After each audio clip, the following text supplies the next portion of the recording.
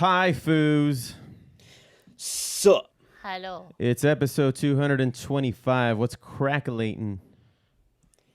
Oh, you know, it's Easters and stuff, food. Easters and stuff. That's right. And it's Podzilla number 14 on the Foo Bar Show. Foos. Yeah. But foist. Find a bunch of cool Foo Bar Show merch at tpublic.com. Find tons of new merch items like totes, travel mugs, magnets, baseball tees, and regular tees, in tons of new colors and styles.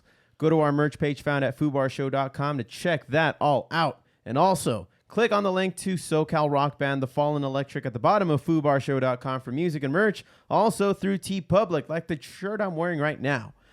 Add The Fallen Electric's music to your Spotify or Apple Music playlist today. And lastly, ALF Live Events, man. Whether you'd like to host your next virtual event or you're ready to go live in person or given the times Foos in a socially responsible manner, ALF can help you do it right. They pride themselves in being masters of audio, visual, and lighting solutions. Most recently, Foos, they've become masters of virtual events, meetings, partnering with their clients to produce live events in a socially safe environment. Go to alflei.com to get their contact information. They can be contacted via phone call or email for any questions on how they can help you produce a flawless event. That's ALF Live Events at alflei.com. That's alflei.com. And now, without further ado, Foos, episode 225, here we go.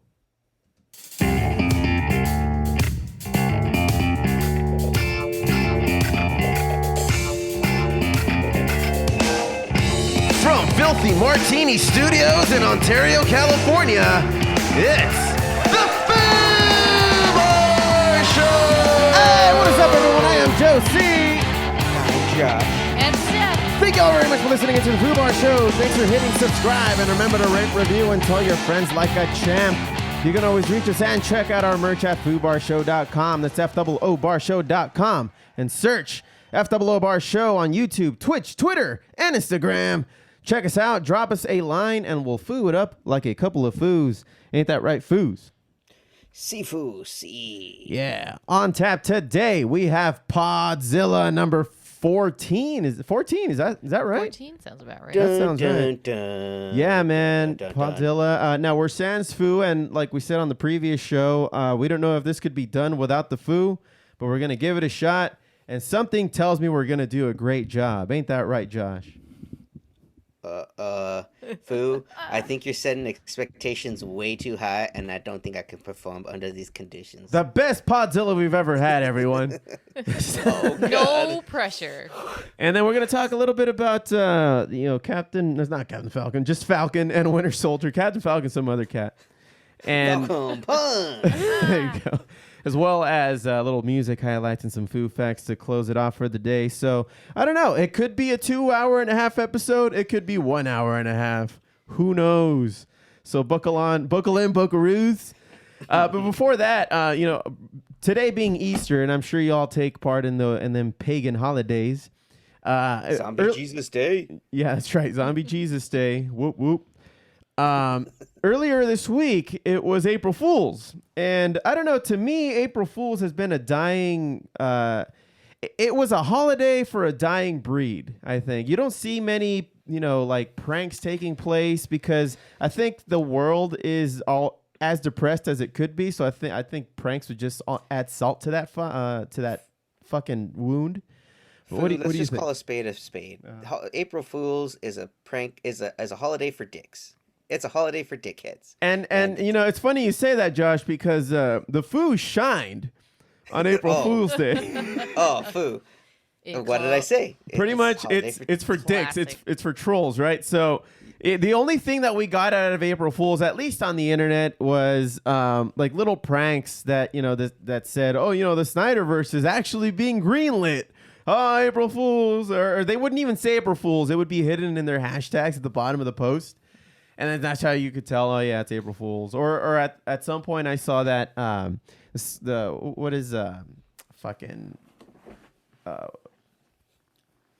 Black Widow was going to be delayed. Dude, I had the nastiest brain fart right there. Black Widow was going to be delayed another year. Mm-hmm. And, it said April Fool's at the bottom and shit like that. It's pretty much just people lying. Like, the prank aspect of it is out the window. I don't think people are pulling pranks. It's an entire day when you cannot believe anything that happens around you. Exactly. It's a day when you question your own reality. And it's not a day to take shrooms. Because if you take shrooms, you won't know what the fuck's going on. You're going to have a bad time. It's just going to be the worst day. I think I saw Domino's had posted pineapple does not belong on pizza. Then why even offer it as a topping? It's still on the menu. It's still on the menu. They're just fucking hypocrites. That's what it is. Trolling the net.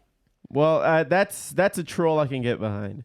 But speaking of trolls, yet again, we're coming back to the Foo, who wasn't able to join us today. I think he had to take part in some Easter festivities.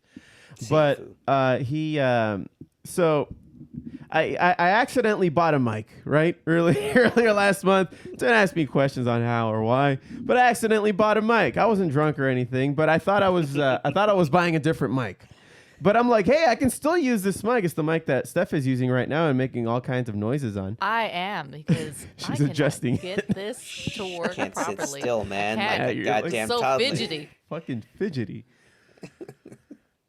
I bought that mic thinking I was buying a different mic, and I'm just like, fuck, I could still use it. And so when I asked the Foo, hey, why did I wait until the 1st of April to ask Foo if I can swing by? Why did I start asking any kind of questions or directing any kind of inquisition towards the Foo? Maybe it's part of my DNA, who knows? Maybe I enjoy it subconsciously. We'll never know. Foo, you're just a glutton for punishment. It must be. At this point in my life, at 34 fucking years old, there's no other goddamn explanation. Foo, you're almost gonna die. I'm I'm halfway there at least. I mean, Foo, if this was the 1600s, you'd be old as fuck. Oh yeah, Right. I'd have all the wisdom. Yeah, Foo, that's fine. See, Yeah. It's all about perspective. Just say a statement, invert it, and then just do a satisfying sniff at the end. And people think you're a wise old man. Yeah. Well, now that you put it that way. Oh, dude. You notice all the bullshit your grandparents say, and you're just like, hey, that was wise. And then you think about it a little bit more. You're like, no, it wasn't. They just inverted the first part of the sentence. Dude, I see those kinds of things in recently broken up chicks' Instagram stories. Oh, my God. all of the time. So, don't think that you're just because you're inverting the first part of a saying or a quote that you're being fucking wise. Fuck yourself, everybody. You know what's annoying is when it says like unknown or anonymous from the quote. It's like, okay, you just made that shit up. You're just making shit up. You just made that shit up. You just didn't want to put your own fucking name on it and feel embarrassed. Right? Or you walked into the Hallmark store and then you just stole something that you read on the wall or on some bull. Anyway, going back to the Foo. These tangents. Just get away from me, Foo. So not only did the Foo, hand me this cool nifty mic that Steph's using now, he also gave me a box of goodies because, now that he's having a kid, his wife is making him make space. And according to him, he didn't want to pay the storage fees at his local storage place. I mean, based on the price he gave us, they were gouging him. Yeah. But I can understand that. But he gave us some things to put up here at Filthy Martini Studios, and in that box was my old teal colored Game Boy Color with my Pokemon Yellow that I remember letting him borrow. Remember when I let him borrow that like 5 or 6 years ago? He was like on this new. You and him both were on this new, not a new, but like on this trip of old Pokemon games. Yeah, when we found out at One Up Games, like you could buy all the cartridges and all this shit. So me and the Foo went on a spree, got all Game Boy. And I'm like, SPs. and the Foo was talking about like getting a new Game Boy. I was like, don't get a new Game Boy, dude. Don't get a new fucking Game Boy. Here, use mine, you fucking moron. Don't spend all of this money on something you're just gonna put down in a few months. Which he did. He did. Yeah. You're welcome, Foo, if you're listening. I just saved you like $100. This guy already spent all that money on a new Xbox, so you didn't help him at all. You know what? Something else. He's on his own now, so I'd like to think he's a little bit more grown up. I'd like to think. Okay, Foo, keep on liking. Again, it's gluttony for this kind of punishment. It's how I breathe. If I don't do this, I die. So yeah, I found my old Game Boy in there, which was nice. It was a pleasant surprise. So I put it away in a drawer that I never opened. So that's gone. And then he gave us some more artwork to put up here at Filthy Martini Studios. A really cool like Joker drawing, his old Batman and Robin poster, some real cool things. And then I saw a DVD in there, and I'm like, oh, this must be this must be like an old, I don't know, anime or some bullshit. No, it wasn't. Was it Predator Foo? No, better. Oh. It was some old porn from like 2004. Oh, a different type of Predator. Yeah, and it's funny because when he handed me the box, he's like, "Yeah, man, here's some things from the old storage room that you guys can put up, some cool knickknacks." And I'm like, "Oh, knickknacks! Oh, And at first glance, and I didn't see the porn until I got home, but I as I put it into my trunk, I'm like, "Oh yeah, so here's my old Game Boy. That's pretty cool. I'll look at the rest when I get home." And I get home, I open it up, and I see that porn. And dude, I started laughing, and I was howling. I was like on the floor. You know that giggle laugh where you can't stop, like you can't stop laughing. Yeah. It was that and then I don't know, man. At this point, I'm like, I'm already touching it. Whatever kind of disease is on this thing, I've already who knows? I'll probably experience some symptoms within the next couple days. I open it. It's legit. The DVD is in there. By this time, I'm like full blown HIV. Past the point of no return. Oh, dude. Yeah, I send Magic Johnson an email on how to prevent it and treat it. It was a whole thing. Oh, nice food. Inject money into your bloodstream. Exactly. That was his response. But dude, I was giggling for like the next 20 minutes. And then later that evening, I'm just like, oh yeah, I giggled so much. I didn't even tell anybody. And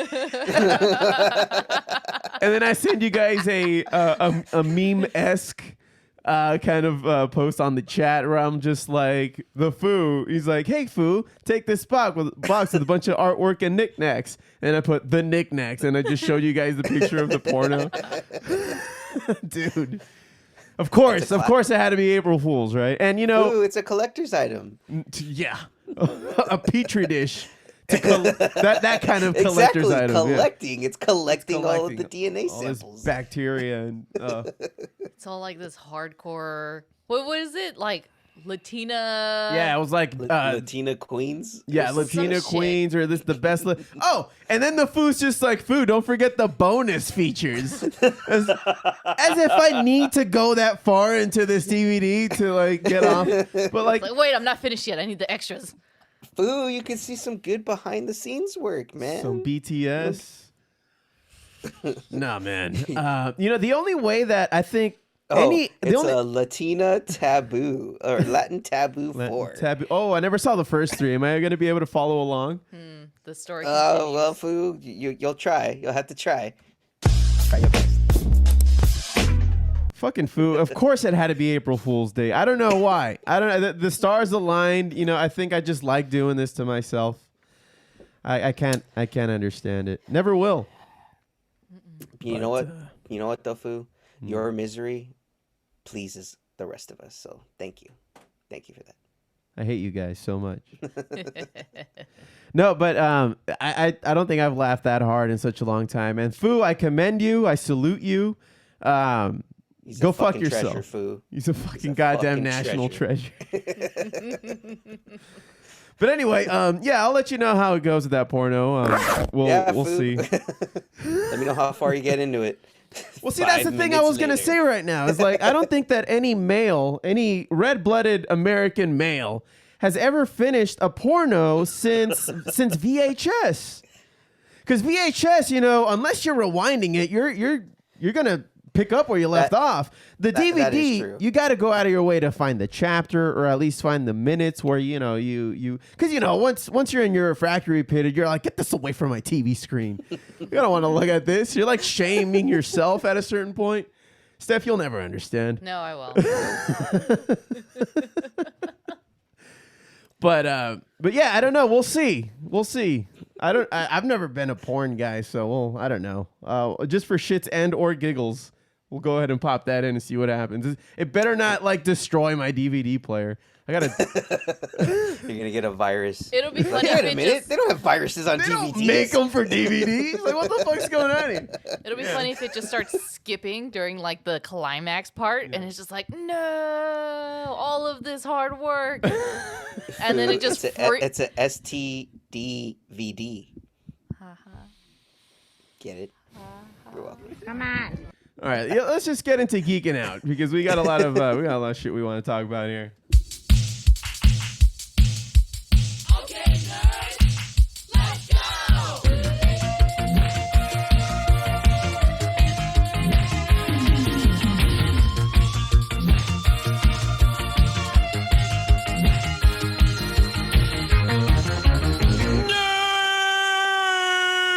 Geeking Out is brought to us by Hopscotch, the only scotch made from real Easter bunnies.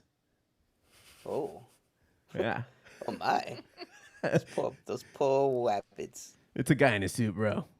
Oh, all right. No. There's no real bunnies used in the making of this scotch. No.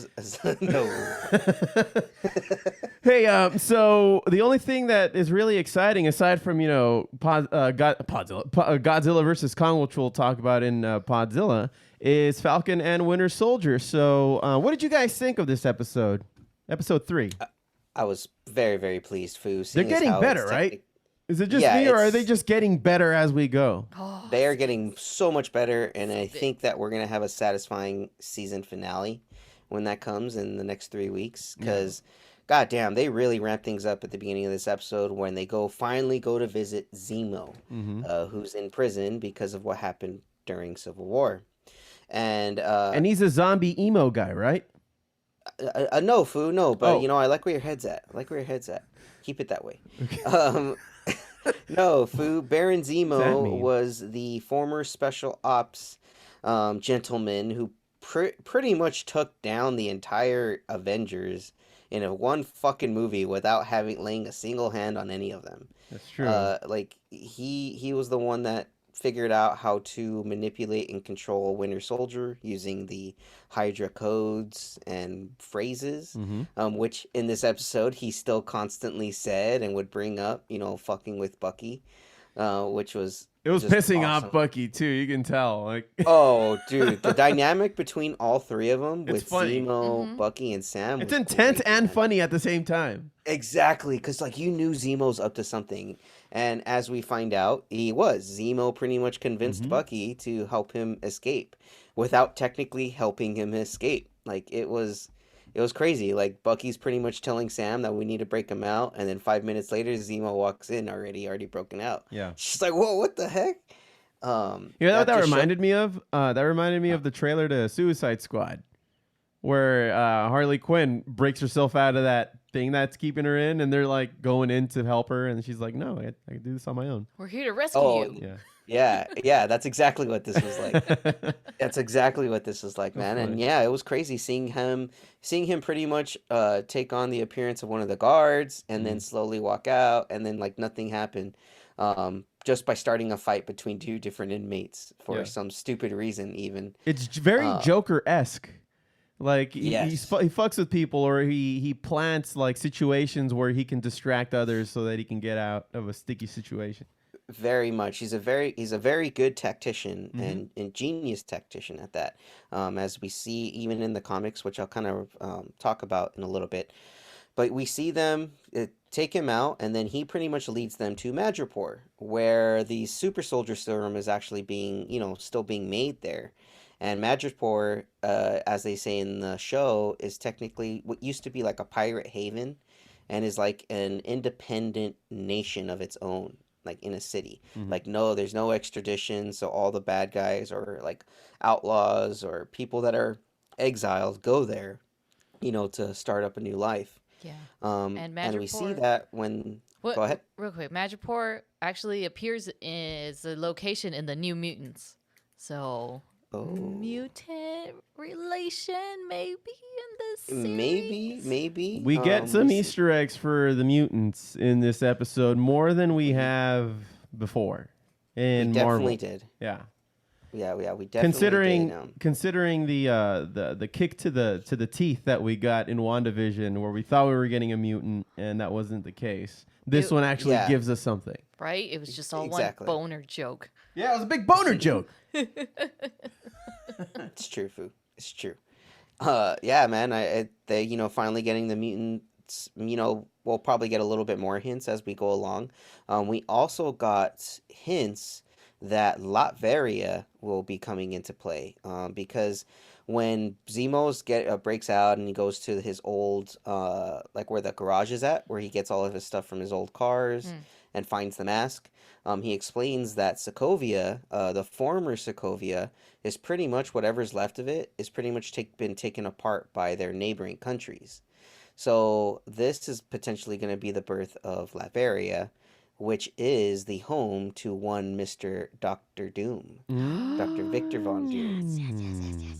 So by them already acknowledging that Sokovia is just being torn apart, it's pretty much leaving it open that we're going to have a new country now. So I can't wait to see what they're going to be doing. If we see a little bit more with that, yeah, it's going to be awesome. And then we finally get to see that Zemo, he's a little unhinged, because when they finally go in and meet the doctor that made the super soldier serum, and I find it super interesting that they were so close to revealing it, and then he gets freaking blipped.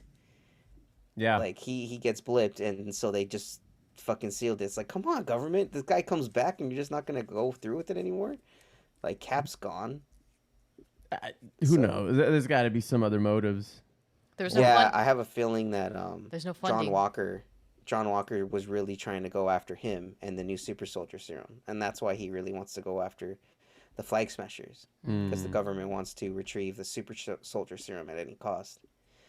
I mean, So in the previous podcast, we talked about John Walker, and we said that at some point he does have the superpower, or like the super strength that the first Captain America had, right? But we're still not seeing that from him. Like, he's still very much a very gifted fighter, martial artist.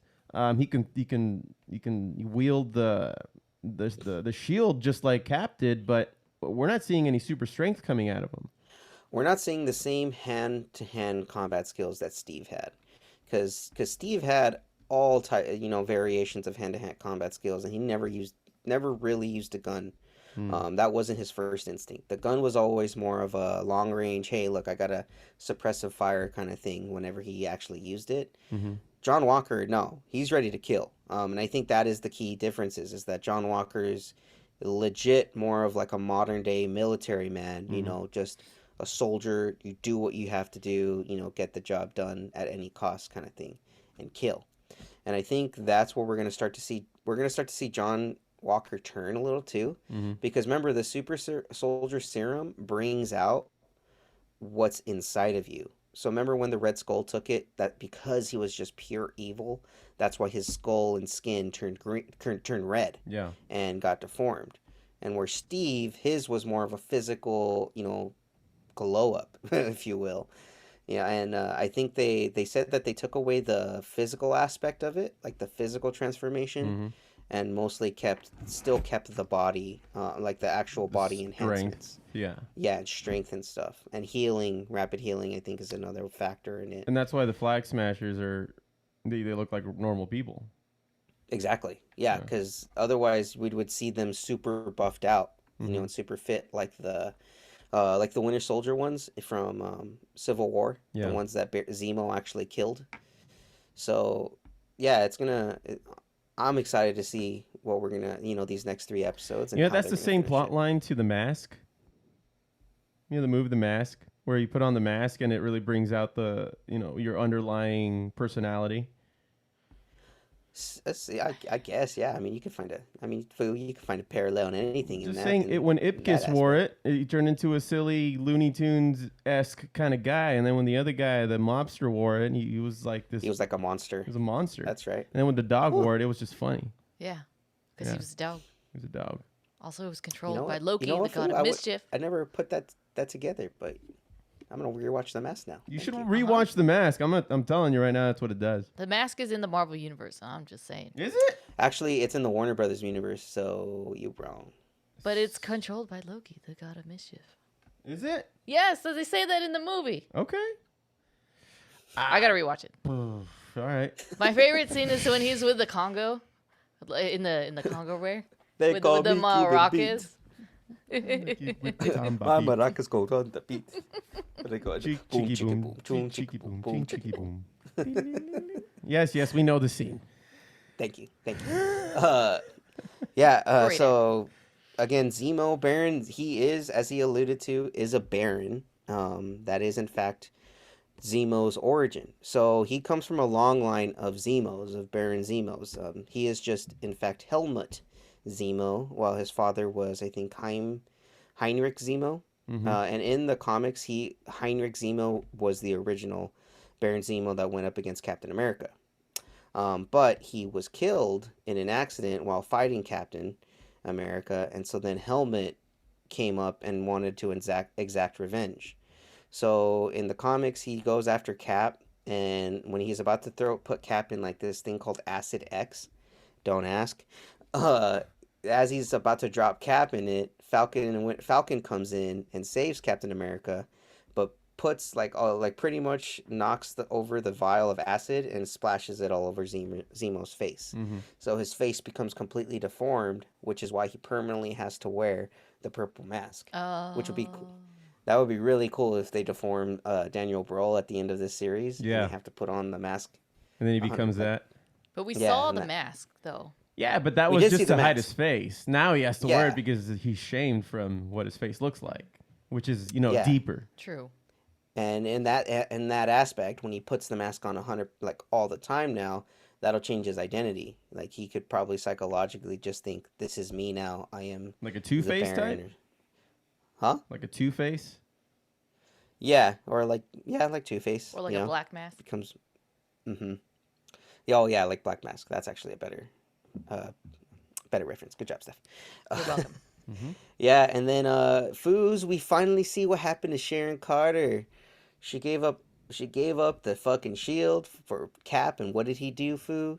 He left her, and she was screwed. She had to just leave the country and go hide in Madripoor and be this weird artifacts dealer Yeah. in the middle of this Yeah. Who has, like, badass freaking fighting skills.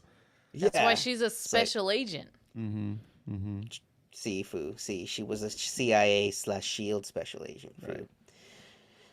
So yeah, man, and I think next where they're going after Flag Smashers now. After I forget what the Carrie Montebra, or I don't know who the Flag Smasher girl's name was again. The leader? Yeah, the redhead, I think it is Carrie. the ginger. Yeah, it's Carrie. Carrie, right? Okay. I'm really still interested to see what character she will actually become, because they're saying that this isn't her final form, if you will. This isn't even my final form. This isn't even my final form. You're welcome. So yeah, again, it's an amazing show. Everyone, if you're not watching it, you're fucking up. You know what? You're fucking up. There are some X-Men references. There's a direct Easter egg to Wolverine when they show the Princess Bar. Because in the comics, Wolverine actually hides out in Madrigal, and he frequents Madripoor. And he frequents the Princess Bar. And that Princess Bar, in the scene where they're in the street, when the the three amigos are in the street going to that club, you can see the Princess Bar, and that's a direct Easter egg to Wolverine. And you can see little X-Men X's peppered throughout the mise en scene in the show. Watch, this is all just gonna turn out to be another Mephisto fucking thing. No, my God. Just another boner joke. God damn it. No, but it is a direct reference. The Princess Bar, at least. The X's are just a bonus. There's a lot of X's in this There's one. a lot of X's. The gate had, like, the actual, one of the gates had the Professor XX right there on it. X with the circle. Yeah, and the two around it. colors, red and blue. Yep. Well, we'll see, Foos. We'll see. I know the Foo right now is rolling over in his bed because we're mentioning the mutants again. And, I can see him. He's shaking his head. No. No. just That's him. fervently pissed off. Like, God damn it, you guys would do this when I'm gone. We'll see. The Foo's a dick, though. Yeah. That's okay. Yeah. Yep, with a capital C. Yeah, I mean, that's what everybody meant, right? Anyway, Yeah. I think that they keep upping the ante with every episode. I'm excited to watch next week's, as I think it's going to answer some questions, or it's either going to answer a shitload of questions pretty early on, or it'll provide for some really awesome fighting scenes. Oh, for sure. Yeah, Definitely. The action in this has just been incredible. yeah, superb. Very much, Foos. Is that going to do it for Geeking Out? Yeah, That's all I Foo. got. I think we've geeked out enough. Okay, all right. Well, then everybody stick around. We'll be right back with some Podzilla.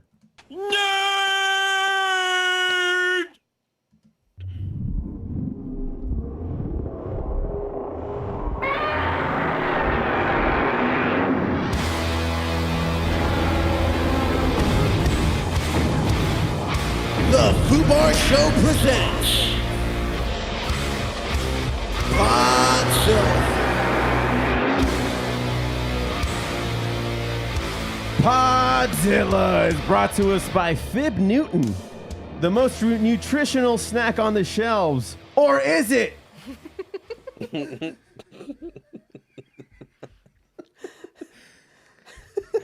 Fib.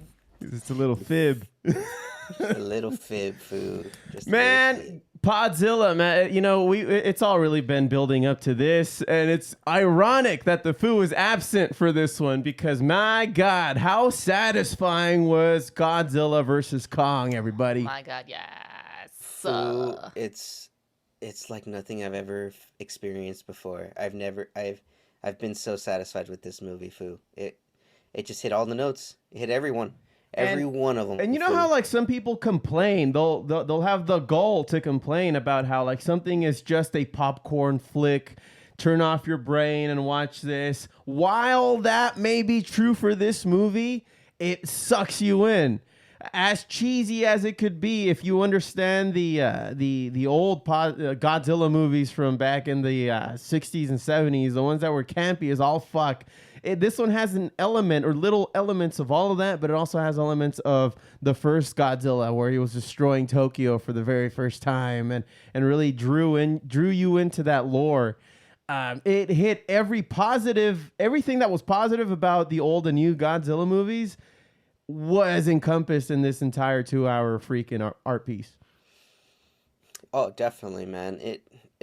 You could tell that the director really took the influences from the past Toho movies, and specifically the Toho era movies, because that's where all of these other 3 movies have come from. Like every single one of them have took inspiration from the Toho era Godzilla movies, and I mean we've seen that with all the Easter eggs. I mean, for God's sakes, we saw Godzilla versus Ghidorah, the last movie before we saw now the triumphant Godzilla versus Kong, and boy howdy, man, it's everything we were expecting. The trailers really didn't even give you everything. Like the trailers were exciting enough as it is, and even watching this movie, I was like, "Holy crap! Like, it's amazing!" Like, I watched it. You watched it twice? I watched it twice already. Sick. Yeah, and I'm Dang. probably gonna watch it again today with my dad later on. That's wise. That's very wise, considering we don't have an Attack on Titan to watch today. Yeah, I'm that's down. actually something we should plan on doing. Down. I'm down. I'm down like a clown. why Charlie not Brown. spend your Easter watching 2 gigantic monsters just getting down and just One of wailing on each other? my favorite parts in this movie, for those who have watched the old King Kong versus Godzilla, which came out in, what was it, 64, 67? I could be way off. It was around there, right? 63, I think. Okay, yeah, it was close. Early 60s, Yeah, early 60s. In that one, as cheesy as it was, 2 guys in flimsy ass looking suits. And one of the scenes in that old one was, if you guys remember, King Kong picked up or pulled out an entire tree from the ground and stuck it into Godzilla's mouth while they were fighting. In this movie, they paid an homage to that, where you know how like he has his axe that he wields, right? Kong, he has that axe. He sticks the handle of the fucking axe in Godzilla's mouth. Right. And I'm like, that's yeah, he right. did it. Yeah, yeah. And we'll get into all the other little Easter eggs and homages in a little bit. But let's kind of give the the listeners here a little synopsis or a little walkthrough, like we normally do on Podzilla. And a little spoiler alert while we're at it. And a Why little the fuck not? Spoiler alert. Yeah. Spoiler alert. Even though what the Foo see there was a little bit spoilery, you're not getting everything here. Like I didn't spoil any of the plot. I just told Nope. you Oh, no. something that happens So that an already action scene. happened back in exactly. Action scene. See, Foo, see. And So there. Foos, you better buckle up, you Footopians, because here we go. All We right. start off the movie with a nice little sunrise, and we see the birds flying, and we find out we're in Skull Island, Kong's little home. And you see Kong waking up from a nice little nap, yawning and looking at the sun, just taking a nice stroll in his little park with his nice little waterfall. Yep, that's him. All right. Good old Kong. And then he sees this little girl walking around with a nice little Kong doll. And what does he do, Foo? He just says hi. Kills What's her. up? How you doing? Oh, he doesn't kill. No, Foo. No, he's just having his morning coffee. This guy's just, getting ready for his first morning BM. Yeah. And then he picks up a nice tree, And then he kills it. rips off the leaf, and then he throws it in the sky. That's right. Throws it in, and we find out that Kong's actually in this dome that's protecting him. And we cut to outside, and Skull Island's pretty much engulfed by this gigantic storm that would be impossible for anything to live and be inhabitable by. But because to of this live in. dome, he's fine. Exactly. He's got a nice little sunshine in there, Foo. Now, how is Everyone- this? How is this an homage to the old ones? I mean, remember when they put that wall around, or that I don't know, they like closed off that island. It wasn't Skull Island, Monster but Island. Monster yeah, it was Island. it was like the weird invisible barrier. Yeah. Like when Rodan tried flying and it like zapped him. Yeah. So yeah, that's a nice little homage to how they did it in the old Toho films. And then we find out that Kong, he's been doing this he's been doing this shit in the dome, the entire time. We see a bunch of holes in the ceiling, and it's because he wants out. He knows that he's being contained, and he don't like it, man. You don't contain wild animals. You let them free. Let them free. Okay. But so after that, Foos, we cut to Pensacola, Florida, with our new character to focus on. Like in every King Kong movie, there's always either a scientist, a family, A journalist, two brothers, two homies, and a weird little kid that's floating on a little duck in the water. Never makes sense, but you just run with it. Yep. And that was the And this- element with this movie. Exactly. You just run with it. And you know what? It was a good element because it was the conspiracy theorist, the guy that's going to be a whistleblower. Podcaster. No Yeah, less. a podcaster, guy of our own heart, is going to whistleblow on A colleague, as I Apex. like to say. He's bringing you the Yes. facts. He's bringing us the facts, the inside facts. He is infiltrating the Apex Cybernetics Corporation, Where he works. where he works, which, guy, that's not a good idea, but No, okay. bro. Like, you probably signed something when you were hired. Yeah, Go you after really you. just don't care about the rest of your future, huh? I mean, just throwing away your financial future. But, any case, Yeah. that's his Who problem. cares? So he gets in. There's this weird dialogue between him and another operator about how the apples are just pure GMOs, and he's going to grow a second head if he continues to eat a red apple. Which now I'm not eating red apples anymore. Thanks a lot, guy. You just killed red apples for me. Whatever, man. I'm all about the Granny Smiths anyway. Oh, all right. Well, there you go. That's something we can agree on, Food. All right. So then the guy has to go to the restroom, and Brian Tyree Henry, who plays Bernie, he immediately starts downloading all the schematics and information on the computer. And then he finds out that they're, for some reason, transporting a lot of things to Hong Kong via this strange thing in sub-level 33. Immediately after that, we get the warning, Foo. He's coming. He has arrived. Good Titan old warning. Derpy. The king has arrived, Foo, and he's pissed. Yeah. Yeah, something's provoking him, and he's about to fuck shit up. Yeah, man, he comes in all fucking hot, glowing and such, and he just starts blowing shit up. And no one knows why. Everyone's so confused. We get the classic people running away from Godzilla scenes. Loved it. Loved it. Fortunately, I think all of them died because there's no physical fucking way that they got out of there. No way. There's absolutely no way. No way. Somehow Bernie does. Go figure. Hey, you know what though, Foo? That's part of the story, Foo. Right. He's special. He's Unscathed. chosen. Right. Bernie is king, Foo. Bernie is king. So then Bernie's, sees the chaos and he thinks, okay, let's run. I'm gonna, you know what? This is the perfect chance for me to go and sneak into this fucking sub-level when Godzilla is in the middle of a fucking rampage and may destroy the entire building anyway. Right. Let me just run to this fucking sub-level anyway. So he does, and then the dumbass accidentally runs a little bit too far and gets caught by the security officers. Yep. So, you think he's dead in the water, but nope, Godzilla somehow saves him and blasts the beam through the door, which the security guards were just about to walk through.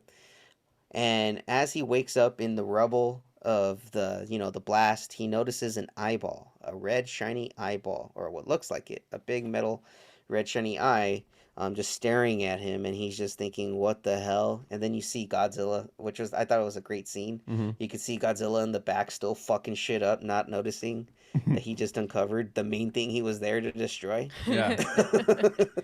It's like, bro, it's right here. Stupid It's right derp. here, man. Fucking Solve guy, all of dude. our problems.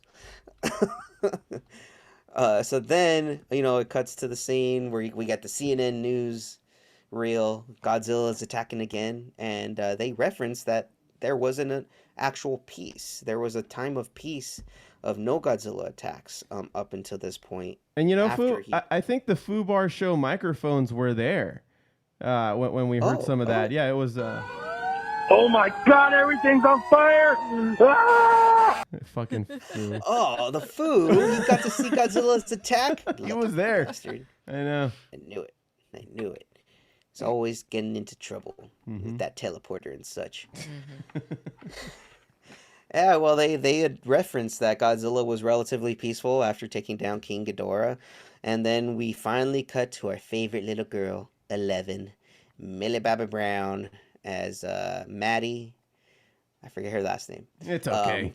Yeah, it's all right. Maddie. It's fine. It's fine. We know who she is. And then she's trying to convince her dad that Godzilla is not the one that's doing it. Something's provoking him.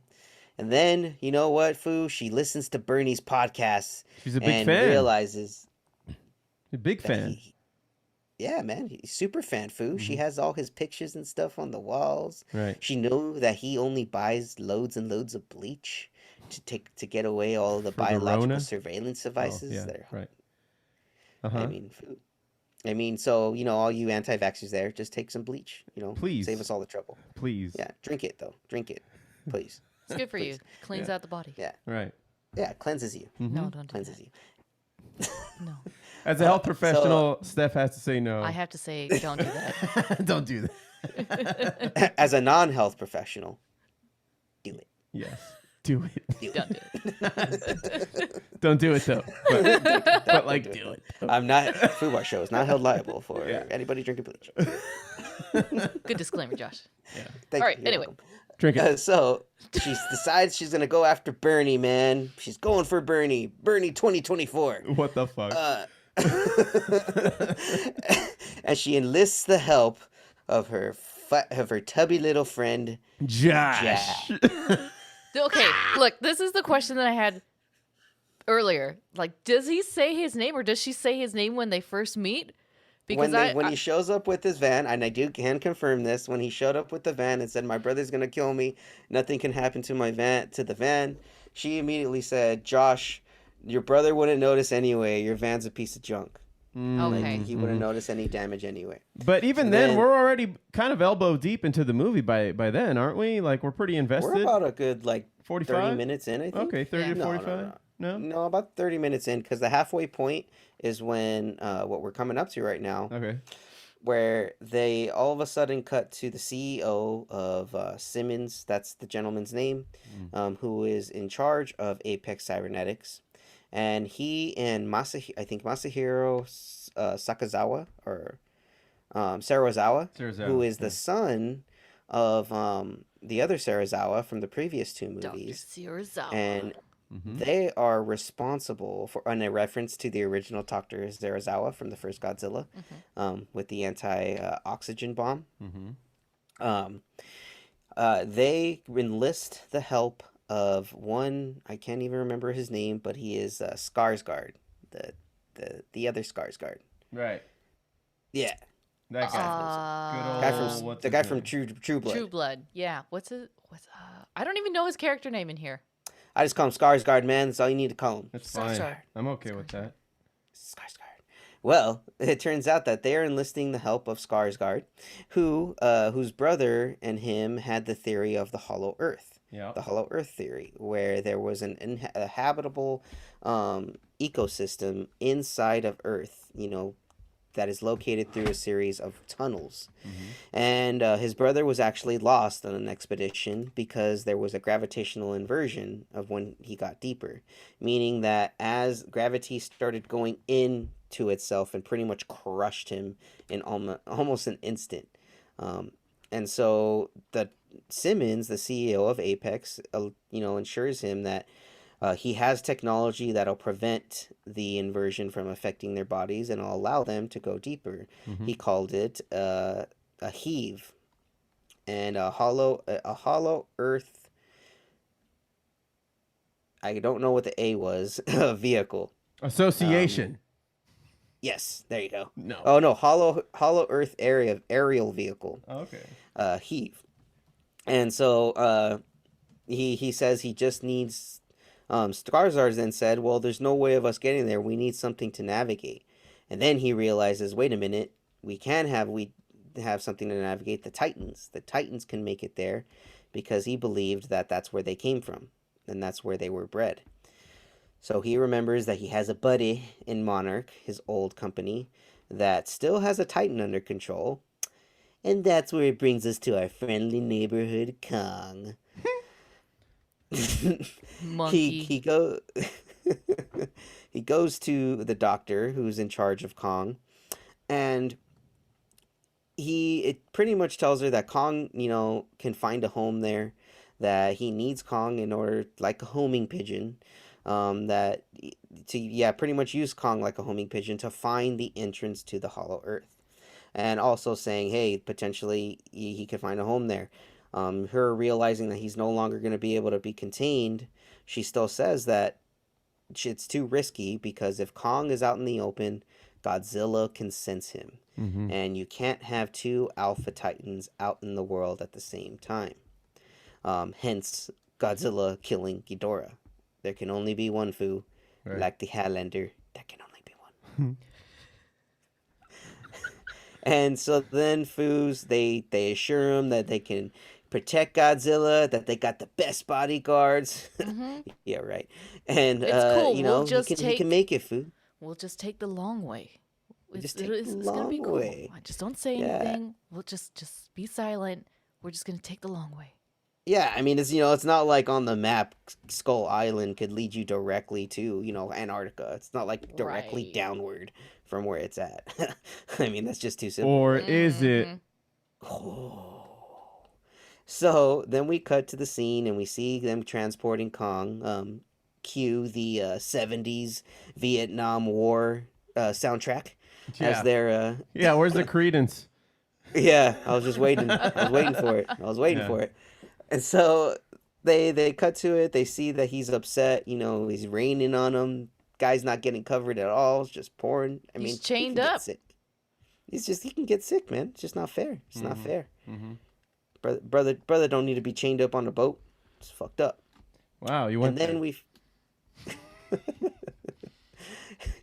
and then the little girl goes out to comfort Godzilla with her nice little dolly. Godzilla? You mean Kong? Kong. Yeah, Titan, tomato. Oh, really? No. And she goes to comfort Kong, and then Kong reveals that he knows sign language and says he wants to go home, which then reveals to everyone else that the monkey can talk. I like Says how they that, were so surprised at that. It's just like, Do you fucking, guys not know that they can do that. gorillas can do that? I mean, Jane Goodall is still, relevant and known in this timeline, right? Yeah. I mean, he's just a bigger Yeah, gorilla. or what's it? Coco? Coco. I mean, just passed away. It's not like we didn't have Coco around. Exactly. Gorillas can do sign language. It's not just know, gorillas; man. it's all the other ones too. The great apes. They're marvels of the Yes. animal kingdom. Mm-hmm. Oh, isn't it that one of the professors says she was trying to teach Kong sign language and he wasn't responding, so he was trying to keep it a secret.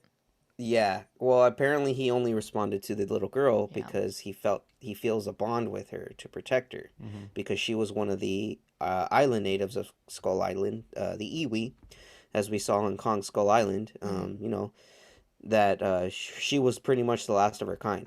Everyone else was pretty much wiped out during that storm that we saw at the beginning of the movie, engulfing all of Skull Island. Mm-hmm.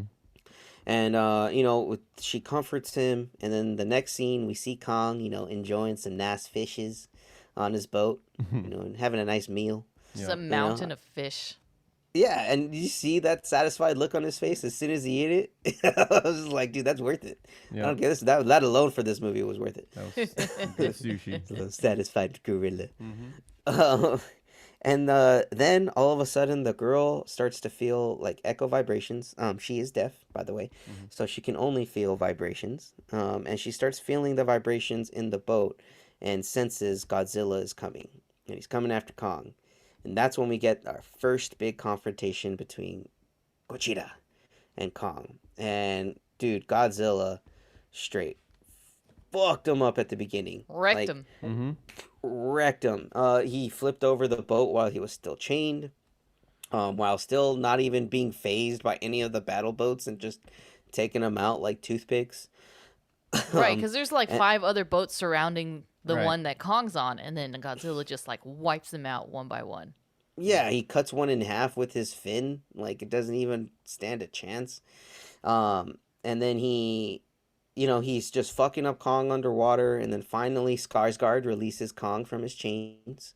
And Kong still saves them. He flips the boat back over, knowing that his buddies are in there. Mm-hmm. And he needs to protect them. And then he goes to the other helicarrier, Got you guys. almost surfer style. Yeah, that's true. Yeah, when the jets just take off as it's like bending it, almost breaking the goddamn boat. Mm-hmm. But that was a dope fight scene though that they had on there. Because at one point Godzilla's trying to hit him with the laser beam, and then Kong punches him, knocks him in the water, not realizing that is where this guy's domain is, the water. and He's not, Zilla not the just smartest gorilla. He's, it's okay, Foo. He's learning. yeah, He's Led learning a as he's sheltered going. life. right. He's been in the dome. That's true. He's a home student. Mhm. A homeschooled kid. Right. Doesn't know the real He world. didn't know Just shit. getting picked on by the local bully. I'm just trying to get home, man. Yep. It's like this scene was almost like Godzilla come by, like, give me your lunch money, kid. Give me your fucking lunch money. Pretty much. Yeah. Sucker punches Yeah, you. he came by, fucking showed him who's boss. It's like, what's up, bro? It's my territory. Best be stepping.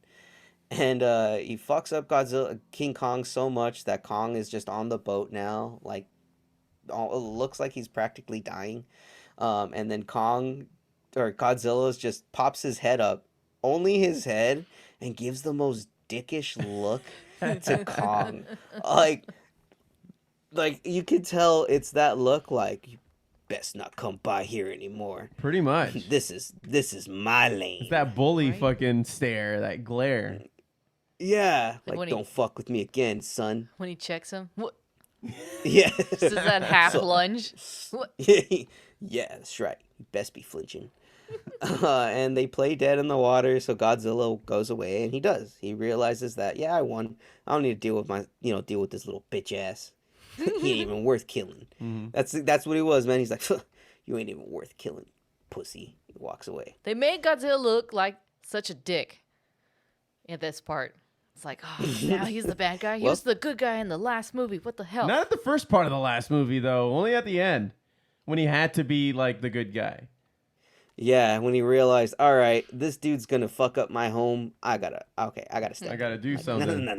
Yeah. This is my couch, man. You can't fuck up my couch. Don't fuck Break your my legs. couch. So then we cut to the scene where they have to decide on how they're gonna get Kong to Antarctica. So they decide, let's lift him up, aerially in a net. Which, mind you, how the fuck did they get that net underneath him in the first place? That guy Dude. was not moving on that boat. I wouldn't ask questions like that, man. I know, Foo. I know.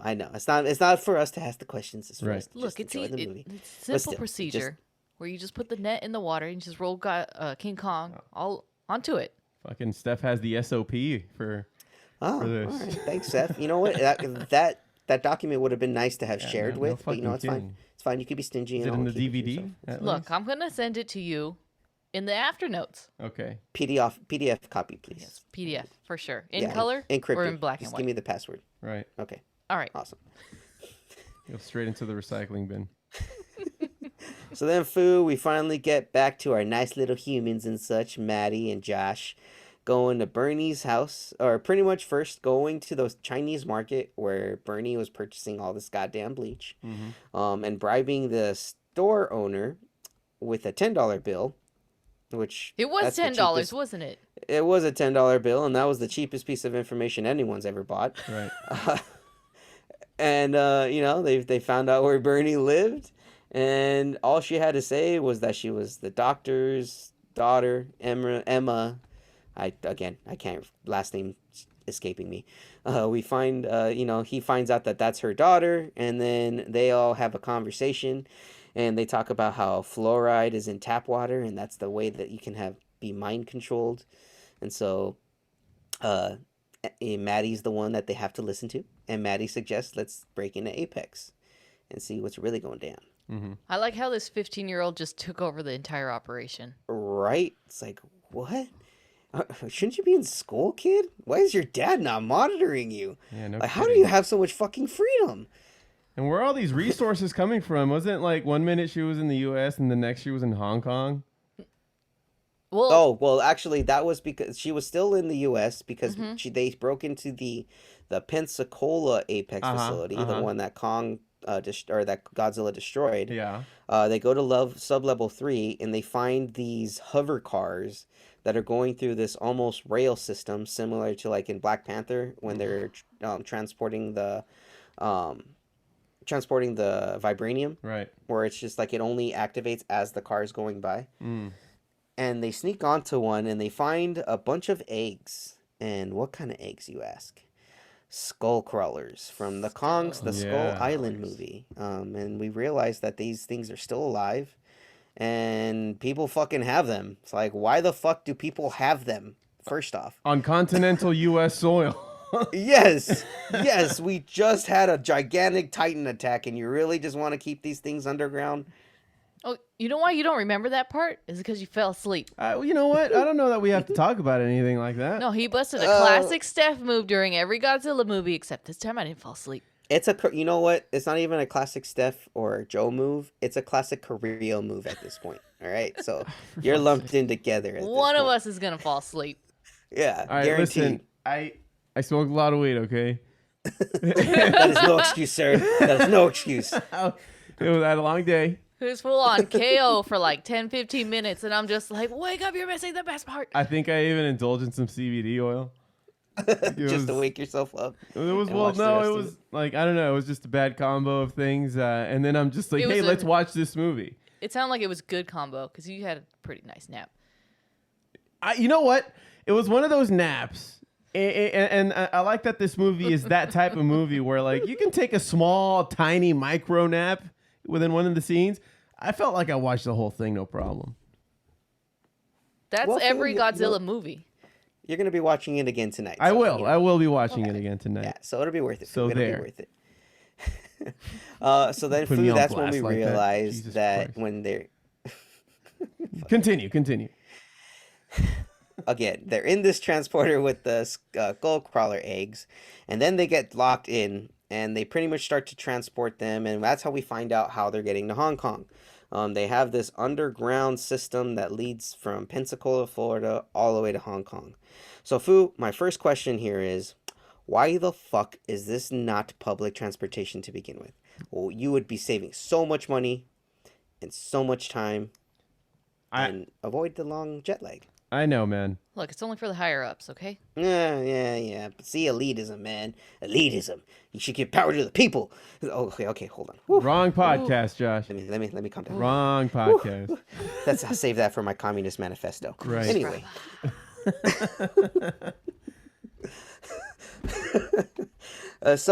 They're on their way. They're transporting. Then we cut to the scene where they're transporting Kong to the entrance of Antarctica, and he wakes up completely all snowed out, looking like the Yeti.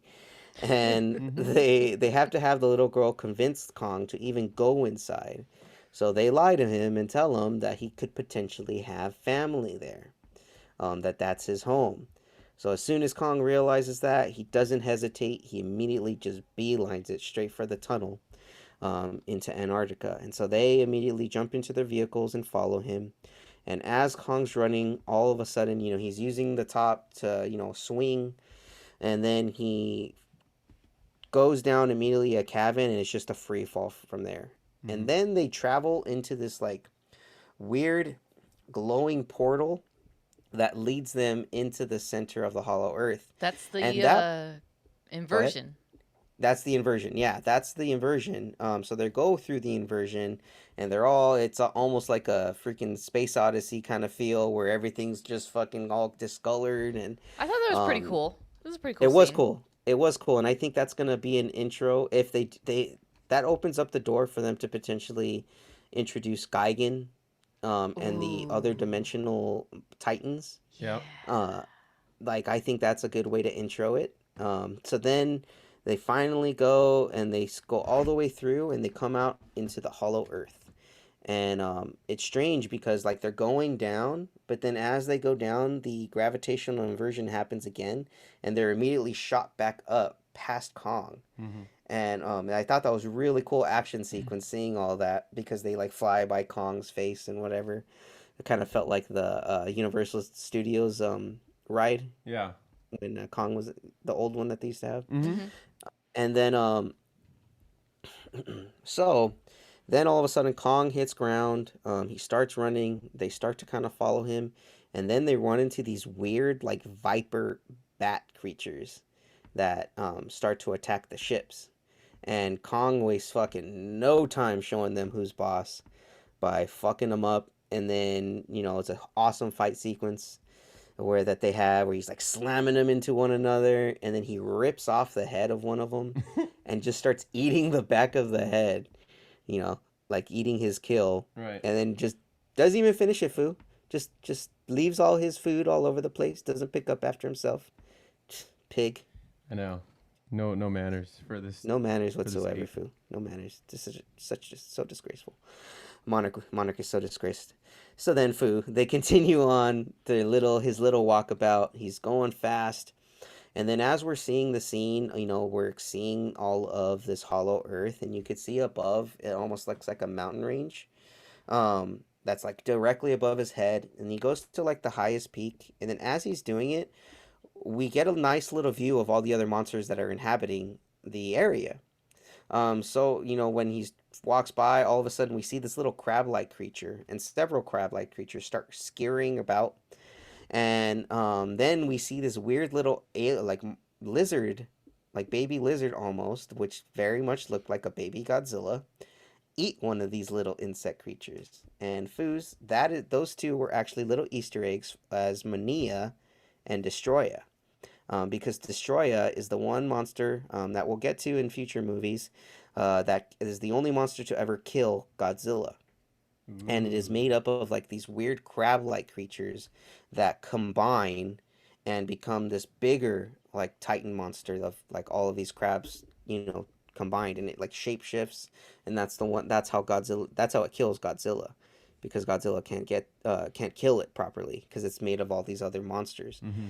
And yeah, if you look back at the cutscene tonight, pause it on that little lizard, and that little lizard has the exact same face structure as Godzilla, has the spines in the back, the legs that are the same, and it looks like it would be a little Mania if you look at like a picture, a still of Mania from All Monsters Attack and stuff. Look, if they introduce Medea in the future, new movies after this one, it better not be as annoying as the original. Because No, Steph, it's not going to be as annoying as the original. You don't have to worry about He's gonna have a donkey voice. Will petition for it to be the annoying version of Mania. Like, let's not even change it. Like let's get some asshole in a suit again.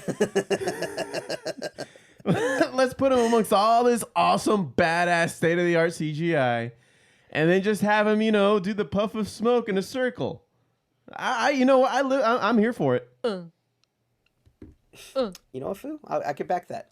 I'll back that. I'll sign that petition with you, Foo. Cool, thanks. I got you.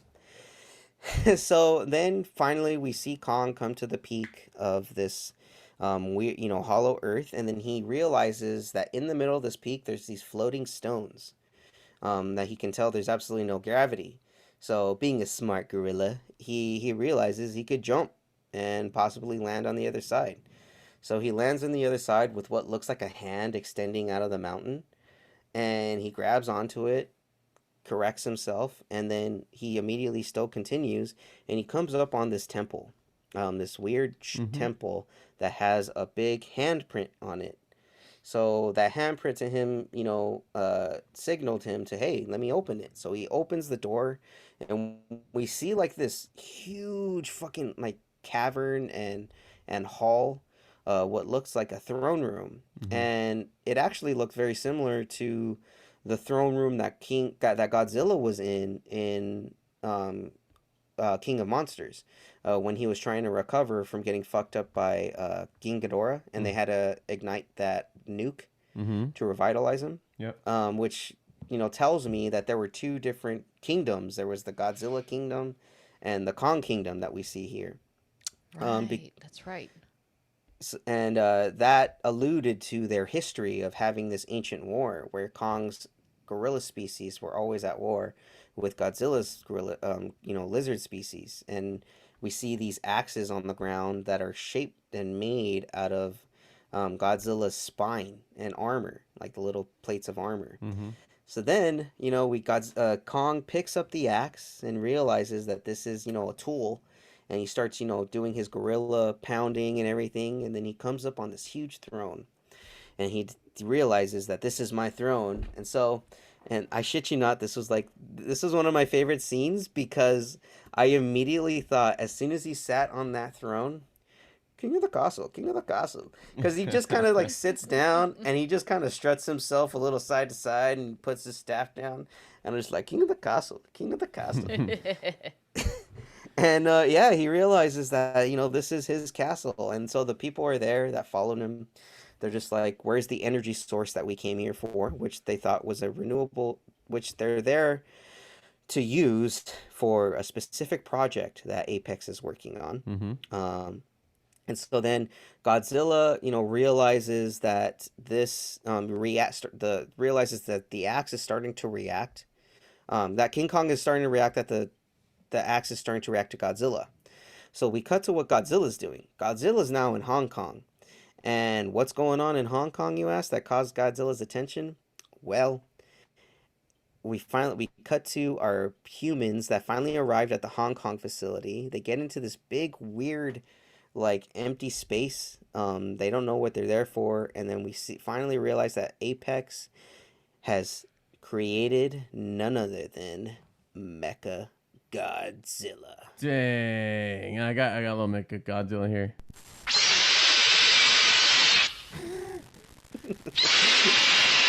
Is that how we sounded in this movie? Ooh-wee. No, it's not how he sounded in this movie. He sounded a little better in this movie. What about his beam? Did they at least borrow his beam?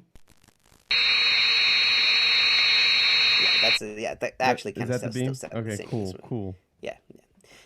And we see Mecha Godzilla come online, and who else but Dr. Serizawa is in some type of seat that has a psionic link to Mecha Godzilla, and like it kills a skull a skull crawler that they had in this containment, like this little container, and it just literally picks it up on the side of its arms and just blows it to hell, like in half. It has no chance.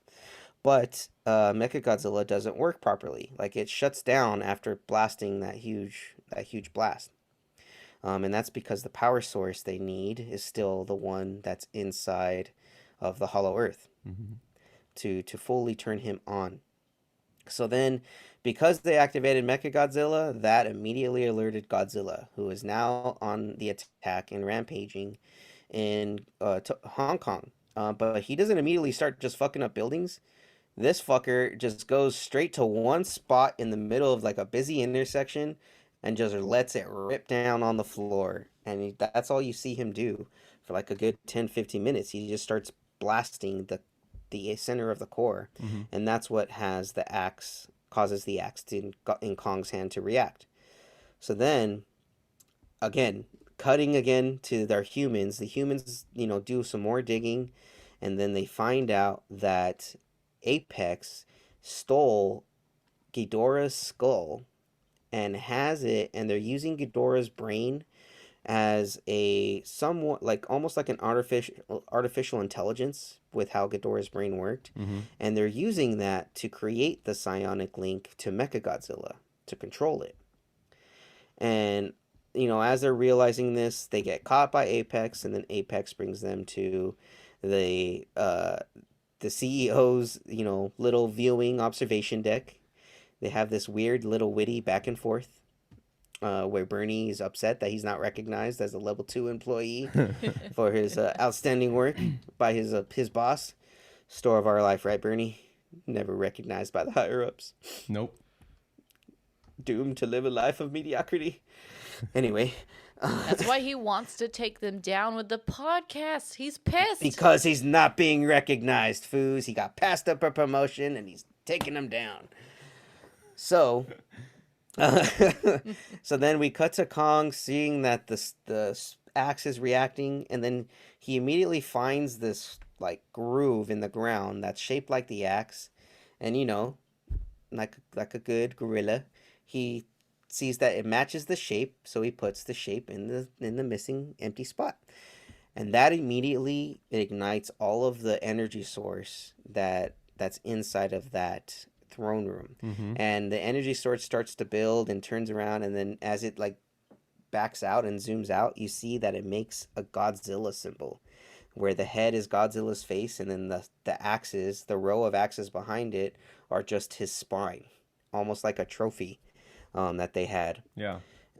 And so then when that reacts, Simmons' daughter, who was on the expedition as just to make sure everything was going on the up and up, she decides to, hey, this is my chance. Let's just get the sample and transmit it. So she gets the sample, transmits it. The good doctors are upset that they're trying to steal this resource that doesn't belong to them. Shocker. And, capitalists believe that what they find is mine. Mine, it tells you, mine.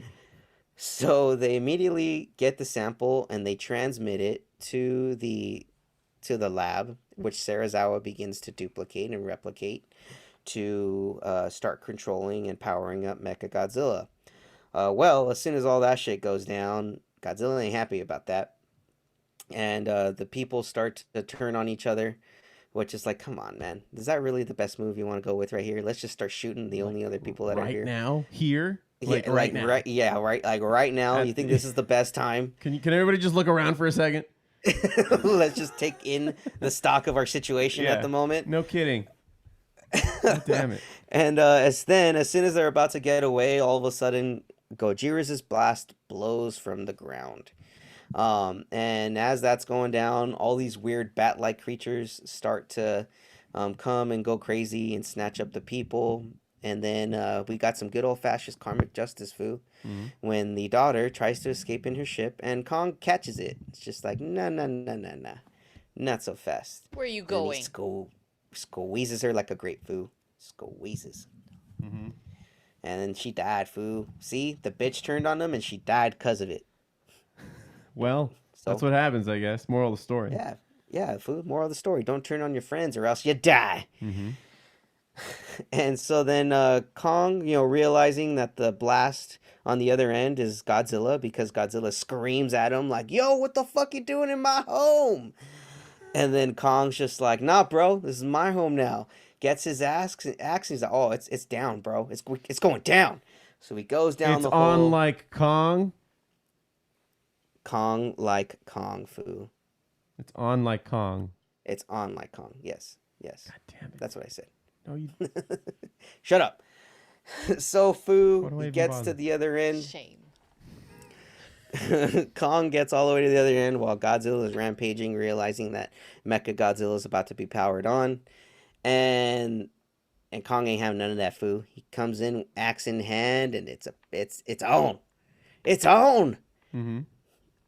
And Foo's it's just one of the most epic battles we've seen ever. It's like the way they show off against each other when Kong first comes out, and like Godzilla's like sniffing, like stomping his foot, his tail, like as a sign of aggression. Like that was immediate, like a direct reference to the Kong versus Godzilla movie when they're both in the suits and then like Godzilla just smacks its tail in the back, and they're Right. doing these weird like motions. Like it's pretty much what happens here.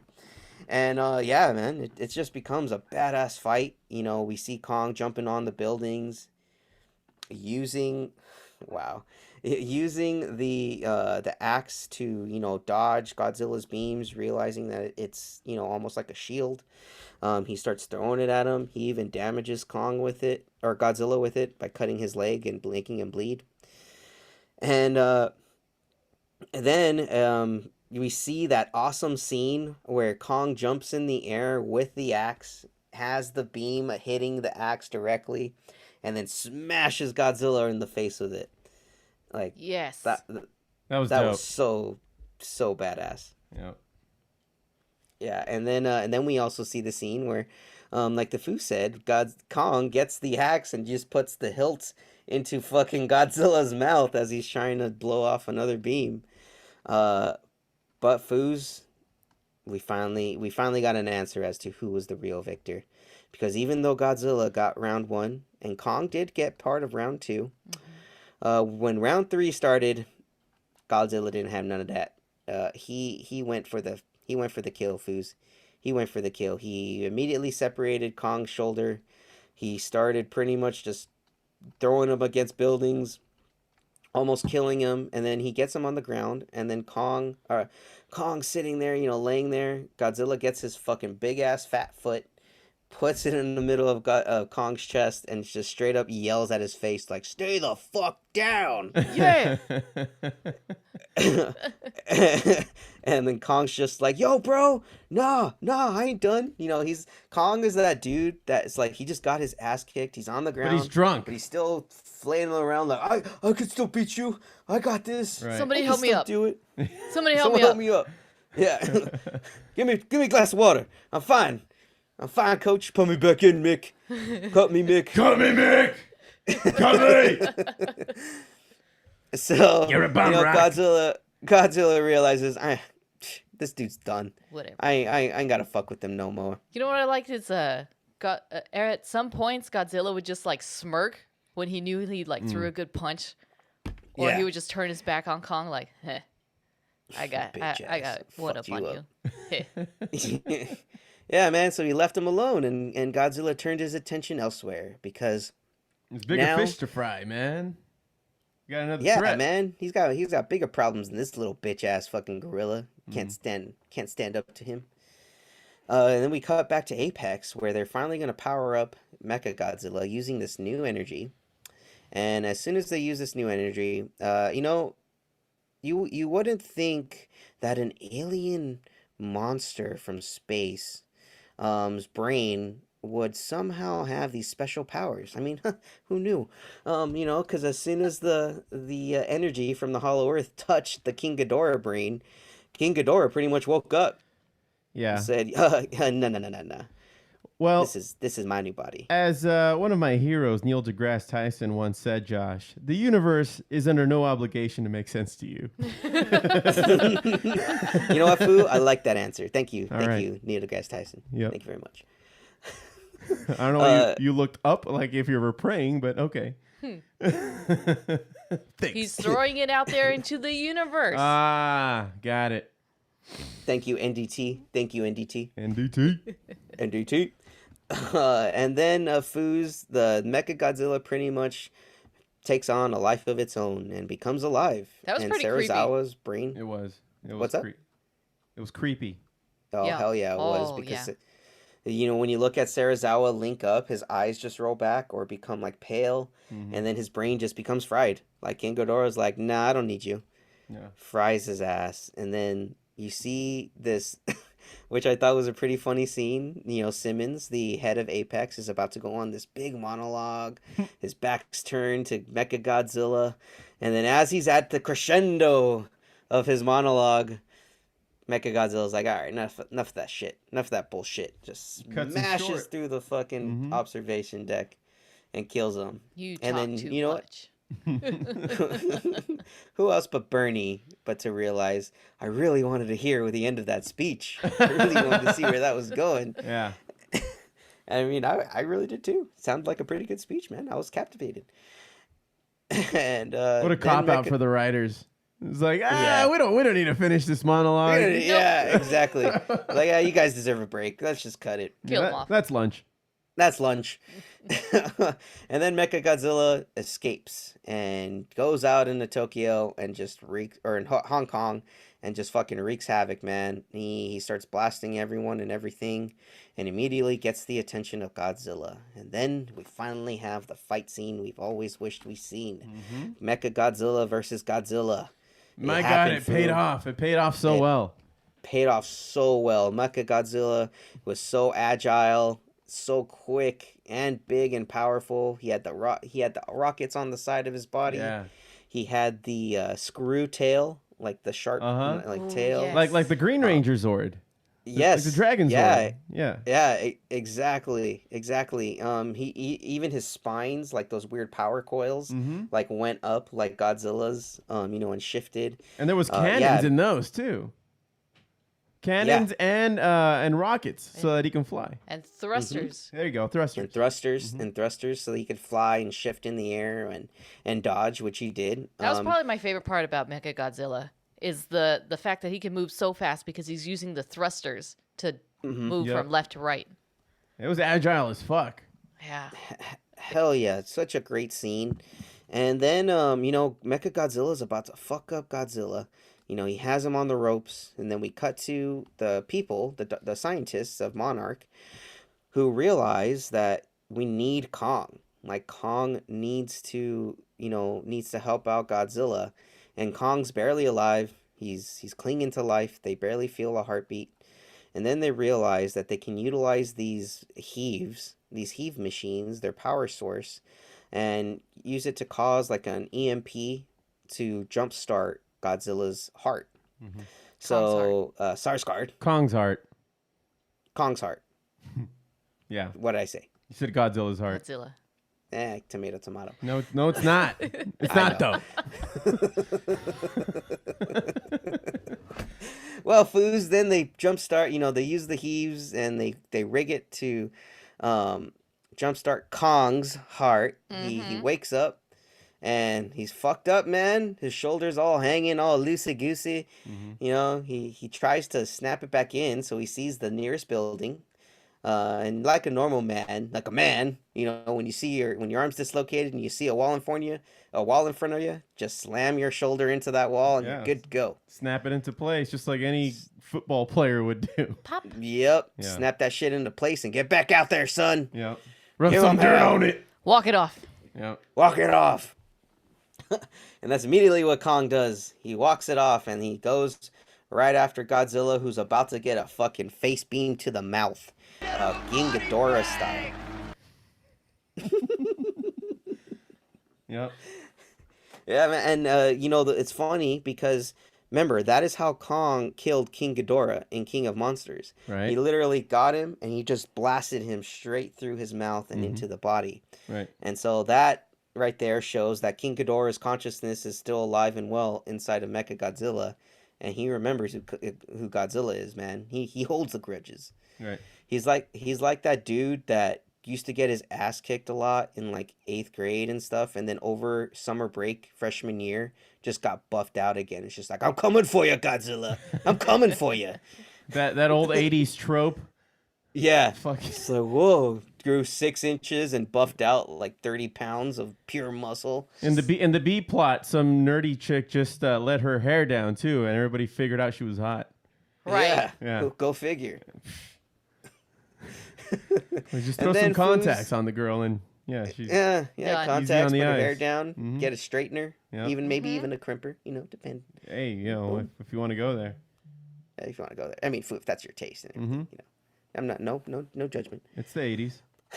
It's the 80s, Foo. It's the 80s. So then, Foos, Kong comes to the rescue. He saves his homie, and he gives Godzilla that look like, yo, I got you, son. This guy's much more of a problem than we, than Well, not me and only you." that, but the little girl told him that he wasn't the dangerous one. The other one was the Yeah, enemy. the little girl told him, squash your beef, son. We Yep. got bigger fish to fry. Squash it. Exactly. Squash it. And then we got another awesome fight sequence where Kong and Godzilla are just, exchanging blows against Mechagodzilla, taking turns, and Kong realizes that, shit, I brought a fucking axe with me. Where the hell is my axe? Mm-hmm. And he gets it and he uses it surgically, Foo. Surgically, Kong finally got a win, Foo. Kong got the W. I know it was fucking dope how he did it too, and Kong, the way he finishes off a fight is always pretty triumphant. At least the ones he wins, like Yes. when we saw him with those flying things and he busts their jaws open, like he did back in the day with the T-Rexes. He did it in a very cool way with Mechagodzilla this time around. It's just a brutality. Like there's just a brutality behind it, but also you could see that he knows like what he's doing. Like his moves are planned. Like almost his instincts are just, perfect, because we see him cut off his arms and then he rips off Mechagodzilla's head, pounds it out, in a trophy, and he's the victor, man. He's the victor. He helped Godzilla take him out. Yep. So then, Foo, you think the beef squashed, right? Is the beef it? Squashed? Is it though? We see them just standing off against each other, man. A good old Mexican standoff, just looking at each other. Yep. And then Godzilla just looks at him. It's just like, almost like as if they had an understanding. Like, hey, man, look, I fucked you up twice already. Let's just let bygones be bygones. You have your side, I got my side. Yeah. Leave it at that. The enemy of my enemy is my friend. Sifu, and then we see Godzilla just swim off into the distance. I really wanted him to throw up the peace sign. Deuces. I did too, Fu. I was really hoping that I was we'd like, see that. do it. I was really hoping that we'd just see him go like deuces. Yeah. or if Kong went up to him like Jet Jaguar and like gave him a hearty fucking handshake. The two-handed handshake. Like, thanks, buddy. Thanks. That would have been the best way to end it too. Just see them handshake and then scene. Yeah. Fiend. Credits. Credits, Foo. And then then we're cut to now a scene in the Hollow Earth where Kong is now residing. Kong pretty much has just made Hollow Earth his new home. Yeah. It's better And than the a dome. scientists- Yeah, Foo. I mean, it's better than Skull Island than living in a freaking, little dome and surrounded by a nasty storm. I mean, it's yeah. So now, he's the king of the Hollow Earth, and then scene. It ends, Foo. Mm-hmm. That's the end of Godzilla versus Kong. I liked it. I liked it a it- lot. No end of credit scene, so I'm just saving people time at this point. It's all credits to the end, and it's like a good solid 10 minutes of credits. So Yeah, and don't it's wait like, for it's it. a solid 2-hour movie. The 2 hours even movie. They actually the Hollow Earth scene was actually meant to be the end credit scene. But they decided to just leave it in as the as an entire complete movie rather than Right. have an end credit, because right now the MonsterVerse is up in the air. There's no other movies that have been reported in the works. So they're hoping that with the success of this movie, and again, this movie has been successful in the box office. It's revitalized movie theaters, definitely, especially during this pandemic. It's the first major blockbuster we've had in over a year. So it feels nice to get a win, Foos. It feels nice to have a good movie. When it came out in China, it made like, what was it, 60? They made their money. 60 They made 100. million? It was like 116 million opening day in China. Yeah, they got their money's worth. As of March 31st, which was the debut of Godzilla vs. Kong, we're looking at a 76% on Rotten Tomatoes. So it's fresh. Fresh. Yeah. And you know, because of some of the campiness elements in there, you can't expect all of the critics to fall in love with it. I think 76 is pretty solid. I personally would give it around like maybe an 80. Personally, an 80 to 85. I haven't really thought too much about it, but if I'm going to give it a score, well, let's do it right now. Since I've gone first, I volunteered myself for this, so I'm going to go ahead and give this an 83. B minus. That's solid. Yeah. I enjoyed the shit out of it, especially the times where I was awake. Well, Foo, rewatch it again and give me your second opinion after you watch it the second time. That score's gonna it may jump change. It may for change. sure. It may That score's jump. It going may up after jump. this. It may not. It may still. I think I'm pretty confident that I watched the movie. You know what I mean? Like I saw the fucking movie. I missed a few things here and there, maybe some trivial things, as you guys might have pointed out earlier. But I enjoyed the shit out of it. So with my 83, how do you guys compare to that? Well, Steph, you can go, and then I'll go last. You know what? I thought it was a solid 90 because I really liked Godzilla's facial expressions. That's what did it for me. That's just that was it. That was just, and then plus, it's so satisfying having watched the old Godzilla versus Mechagodzilla and how slow that shit was. Yeah. To watch it like as if it was in real time, like super fast. I was like, fucking finally, with updated technology. I know they're two different movies in two different eras, but you know, it was just so satisfying to watch. And the storyline was easy to follow. It was. The characters weren't annoying at all. Even the kids were. Even Josh. Yeah, even Josh. He saved the day, man. He helped him out. Yeah, the perfect comic relief. Also, he came through with the van. You did come through with the van. That's what I'm saying, man. That's right. Yeah. Came through with the van. I did miss out a scene where they were actually the help that helped bring down Mechagodzilla by destroying the satellite feed between Mechagodzilla and it with the flask, with a flask that Bernie was holding onto from his dead wife as like a last kind of drink kind of thing before he dies. Right. And as he was about to drink it, that's when Josh is just like, drink, and pours all the water on the computer system and just completely fries it, which any tech person will tell you that's the first thing you should have fucking done.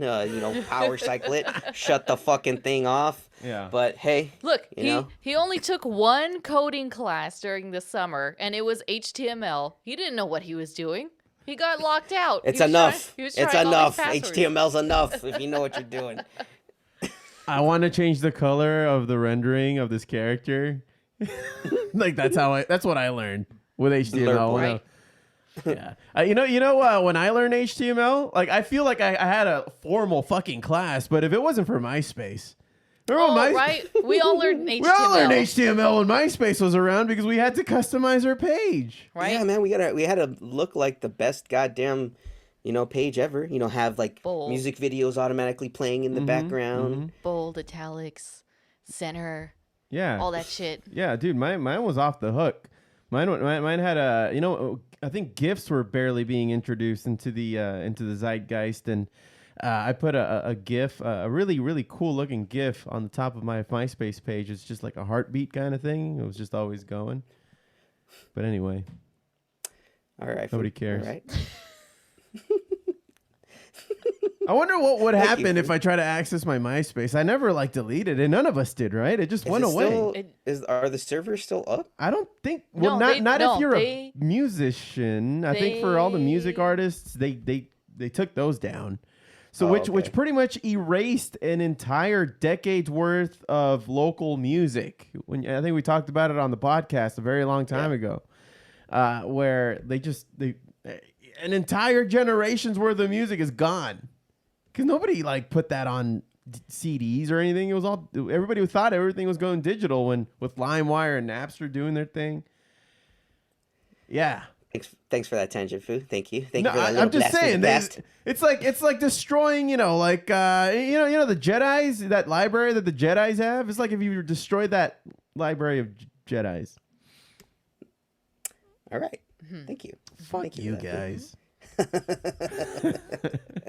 Anyway, Josh, what's your score? We just compared. No, hold on. You just compared the MySpace servers to the Jedi archives. Let's just leave that out there, okay? This guy just compared MySpace to the Jedi archives. Hey! Shut up! Okay. Well, point taken. Point taken, Foo. So let's get to my review. So Steph had a nice solid 90. Your reasoning was just for this. For once, you actually had a decent review. I'll give you that. What the fucking the facial expressions is not a reason. No, Josh. I went on. She went on a little bit more. Yeah. But The facial Foos, expression was just like a comic thing, okay? I'll Shut up. add to Steph's because I believe it was a 90 as well, personally. Especially after seeing all these other Toho movies. This movie really, again, took the essence of what Honda was doing with the original Godzilla and brought it back. They took the elements of having these other humans storylines not really enveloping or taking over the whole, plot line of Godzilla versus Kong. Like they're just very much subplots, B stories. Like just take it for what it is. You only want to focus on what really is going down between Kong, Godzilla, and these other Titans. Even bringing back a lot of the other monsters that we saw at the beginning of it, like in the beginning credits when you see like them go through and show all the other Titans that were taken down by Kong and Godzilla to meet at the beginning.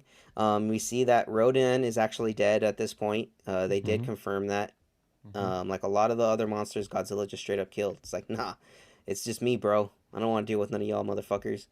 It was great. It was just a great movie. A great way to, if this is the end of this trilogy that they made, it would be a fantastic end if they ended it on this. I hope they don't, because I really hope they build on all the other little Easter eggs that they introduced in this movie. Like the Roswell reference. Like the Roswell reference as well. I didn't even bring that up. Thanks for that, Foo. That could potentially lead to the alien invaders, like Planet X may be out there. Right. We may get like Space Godzilla, which would be really dope. There's just so much more that they can go through. We may get. I would really like them to bring Gigan, into all of this. So yeah, it's I give it a solid 9 out of 10, 90%. I feel like it was a good solid movie. And there were not that many negatives. I did point out a lot, but those are just little things you could just pick on. And for me, I'm just the kind of guy that likes to just pick on those little things, because when it happens, it just eats at me for a little while. It's like, wait a minute. Why? You can't Why? ignore them. There's no logical reason to You can't ignore them. Like you can't. I know. But it You adds just to the can't. fun. I mean, you got to remember, this is not an R-rated movie.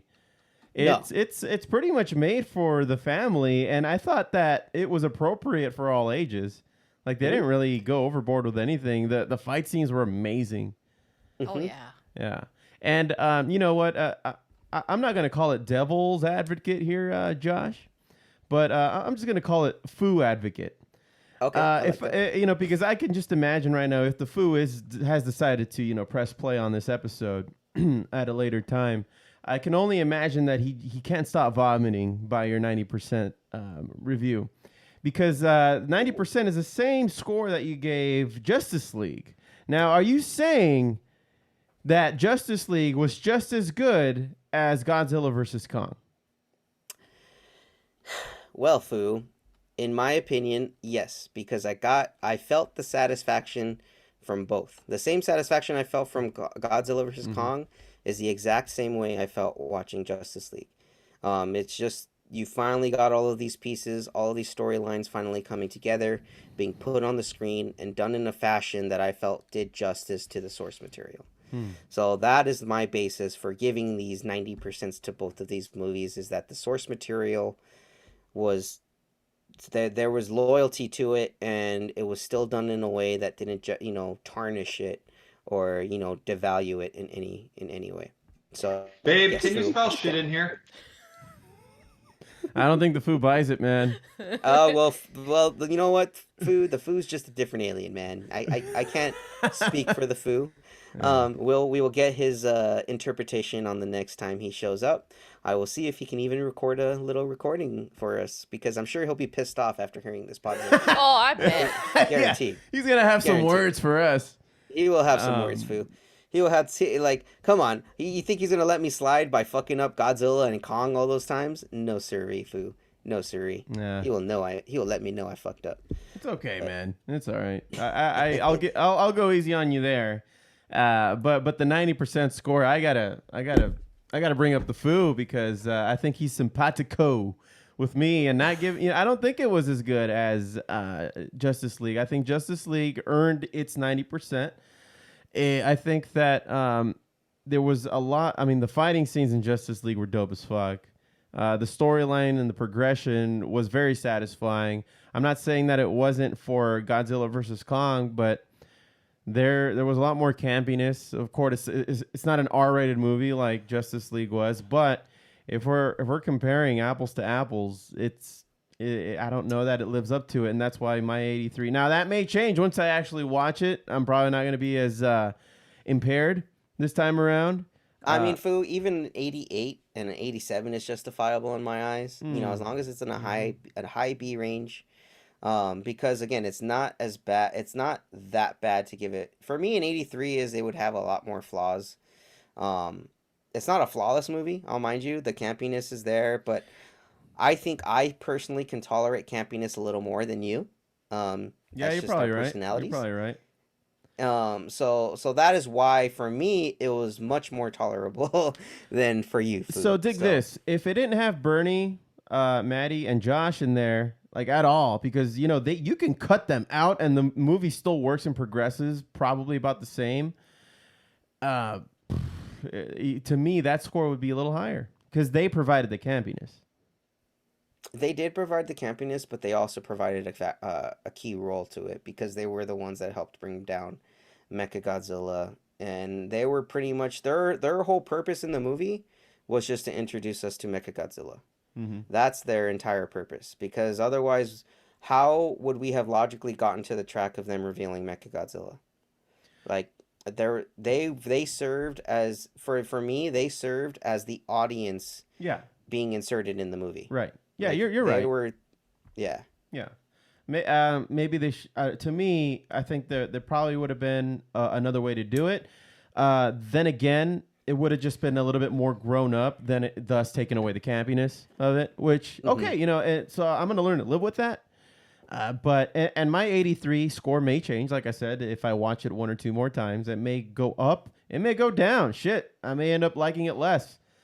Well, I doubt that. I honestly do. Now that I know what to look for in certain areas, and I might gain a better appreciation for certain things, it may go up. But I don't think it'll get close to a B+ to me. I think it'll be either a solid B or a B- if it's going to get upgraded.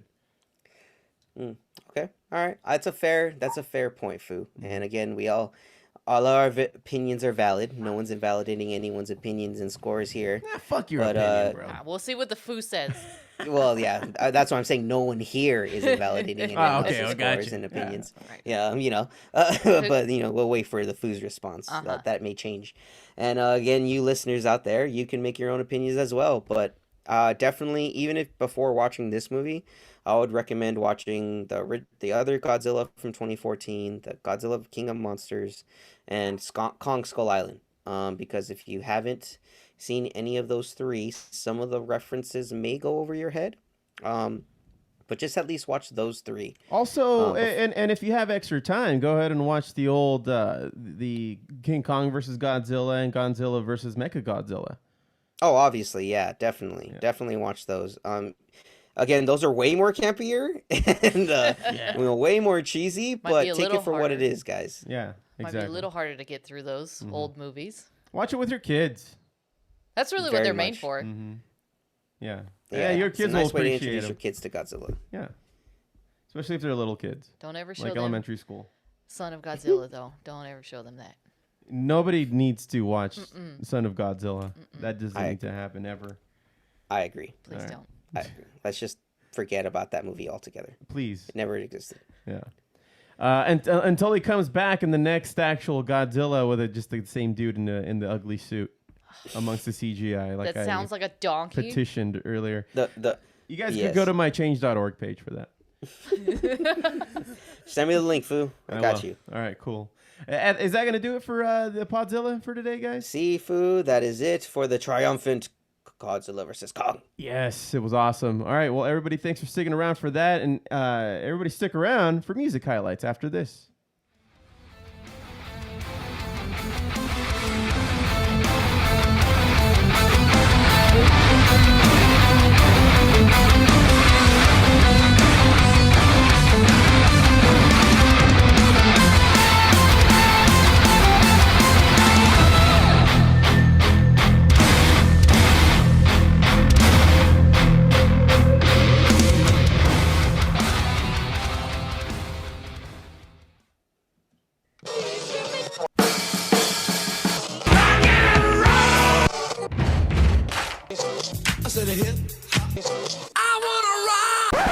The music highlights is brought to us by Tuba Glue, the best glue for your tuba. Foos? Nothing, huh? All right. Cue the crickets, Foo. Oh, for fuck's sake. Okay. Up first, I've got new music by Garbage. You guys knew? Do you guys know Garbage is back and working on a new album? I heard, Foo. I heard rumblings. Yeah, man. So Garbage is back with a new album called No Gods, No Masters. That's coming out this year. The song that I wanted to share with you guys was The Men Who Rule the World. Now, Garbage, as we know, it was one of those 90s bands. You know, it wasn't exactly grunge. It was very much alternative, but you can fit them in some of the grunge scene with some of the songs like I'm Only Happy When It Rains and shit like that everybody really knows Garbage for. I think that Garbage throughout the years they've evolved quite a bit, and I think they've pivoted with this new album, particularly this song. It's very electronic. They use a lot of sampling in this one with different kinds of noises. In fact, it kind of sounds very 8-bit-ish. It sounds like the old Mario games when you actually listen to it. I enjoyed it, although it's a little different and maybe not in the scope of the kinds of songs I would normally listen to. But Shirley from Garbage, you can't not love her. I mean, she has one of the great voices in 90s rock. And Butch Vig, man, that's the dude who produced the Nevermind album for Nirvana. And he's been their drummer for Garbage since forever. So a lot of cool people that, you know, I always like to tip the cap to because they're to me, they're the 90s radio gods that we all grew to love when we were a lot younger than we are now. So everybody check out this new song by Garbage.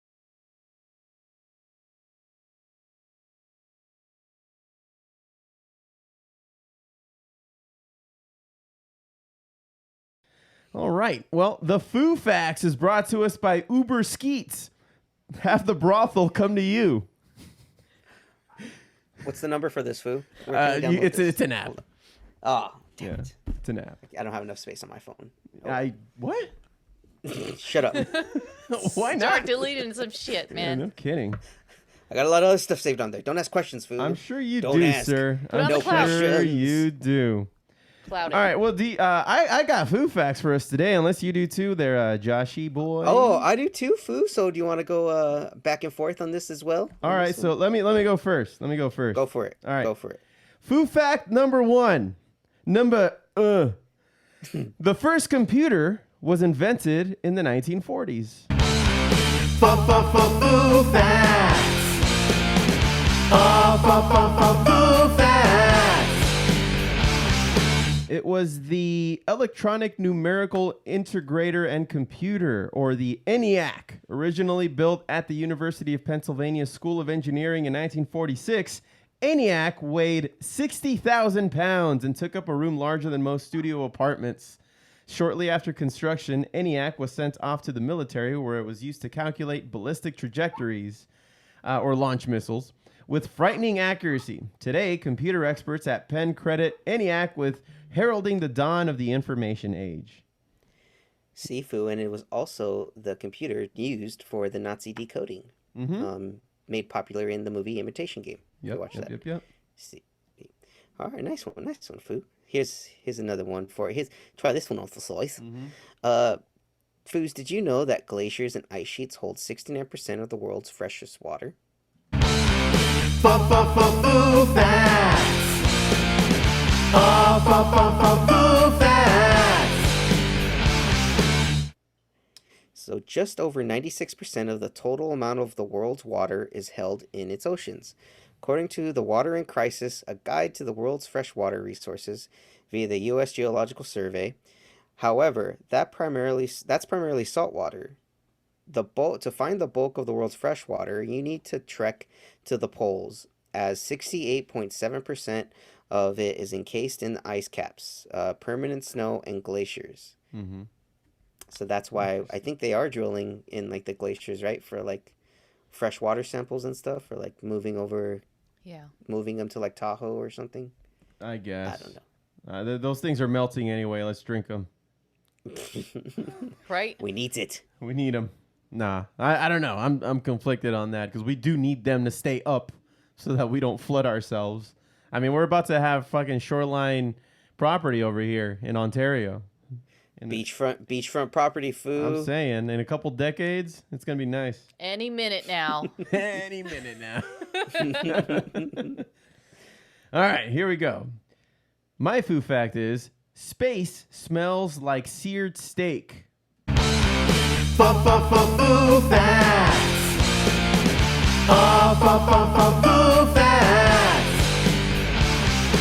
I want to go to there. According to some former astronauts, space does have a distinct odor that hangs out post-spacewalk. They've described it as a hot metal or a searing steak. That's their skin melting. Is it? I don't know. All the radiation. Oh my God. Someone's cooking a filet? All right, what do you got? All right, Foos. Did you know that the fastest gust of wind ever recorded on Earth was 253 miles per hour? Ooh. Foo facts. Foo facts. That was just one of the Foo's bowel movements. Yep.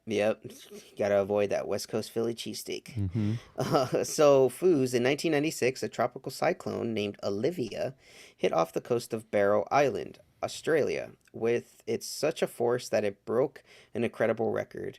According to the Weather Channel, Olivia's eye wall produced 5 extreme 3-second wind gusts, the peak of which was 253 miles per hour.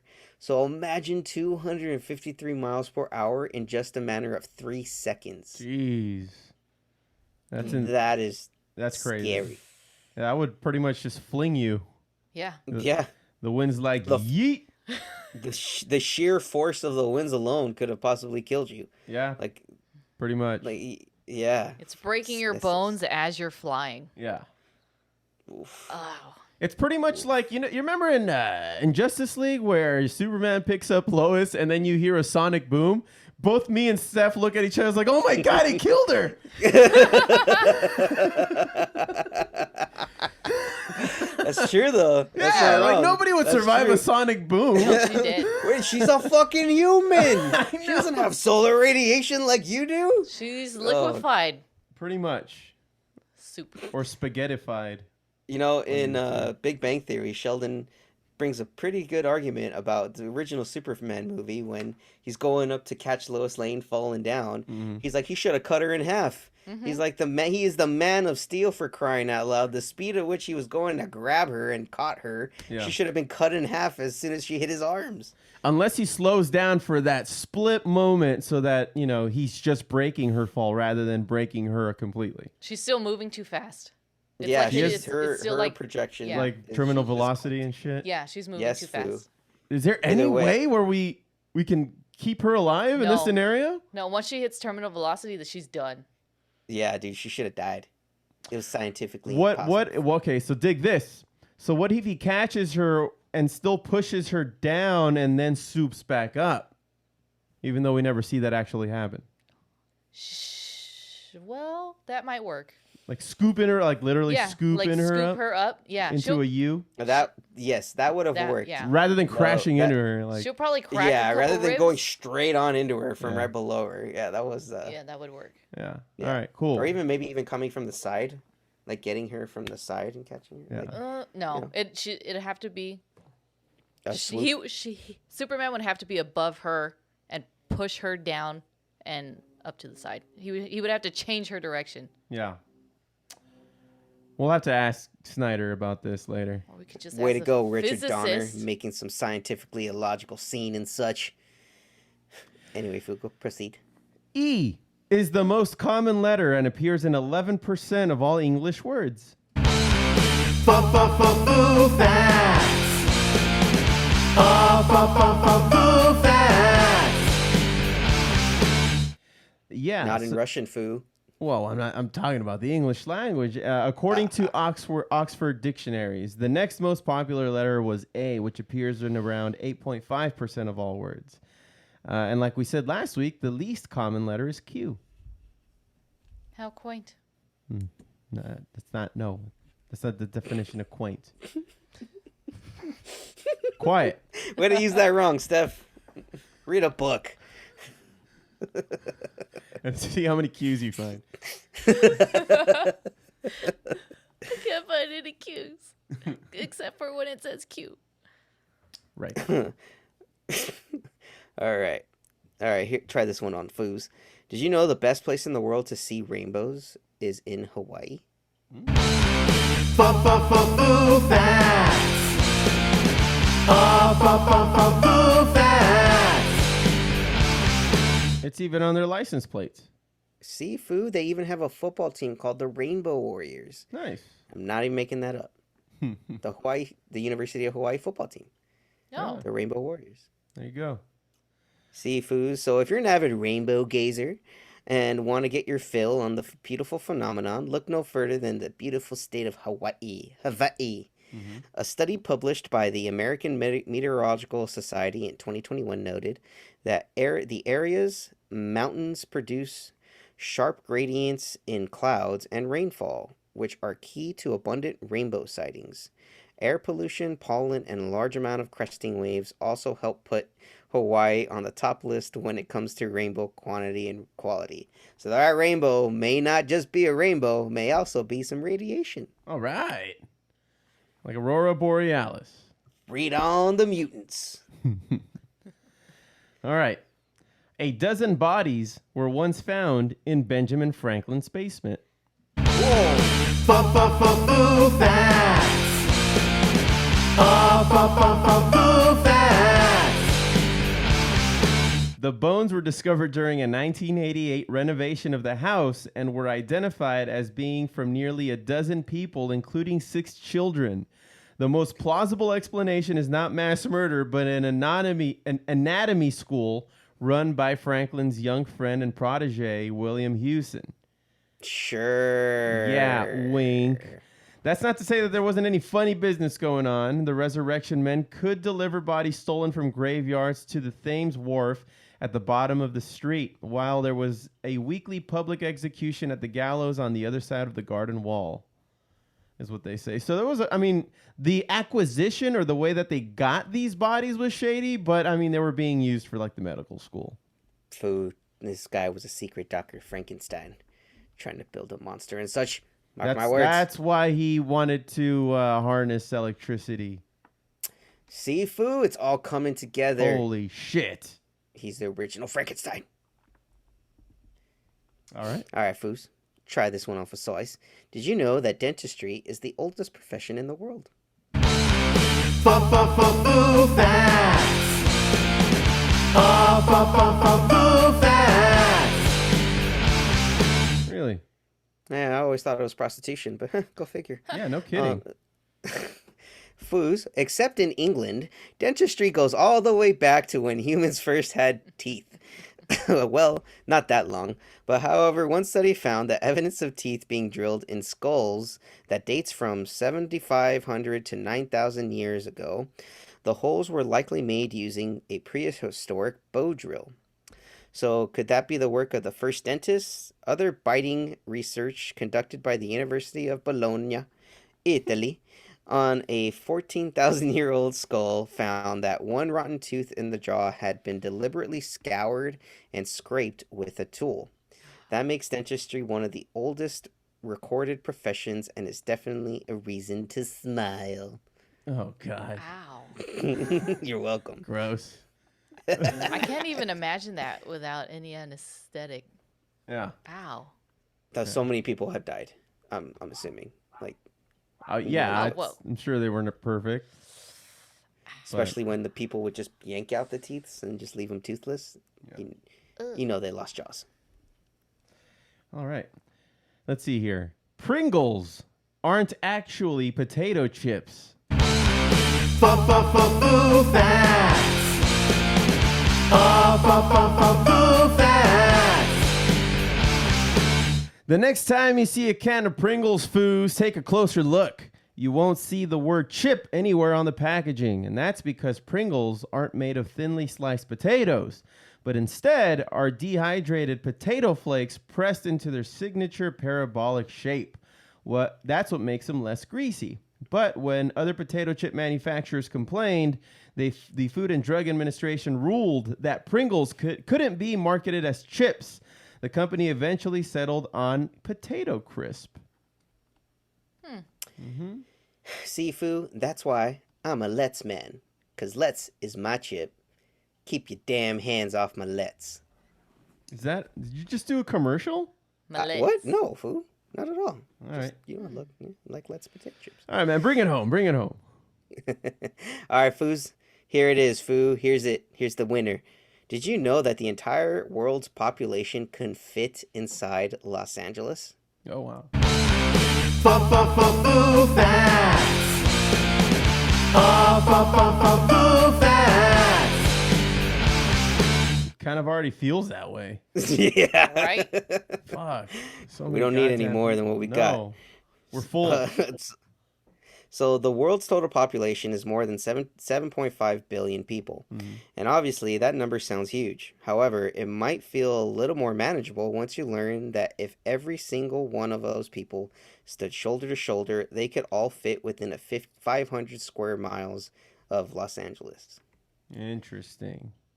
So Let's hope that never happens. all a supervillain needs to do is just get 7.5 billion people to stand shoulder to shoulder in LA, blow up LA, and then they got the whole world for themselves. How long do you think that would take?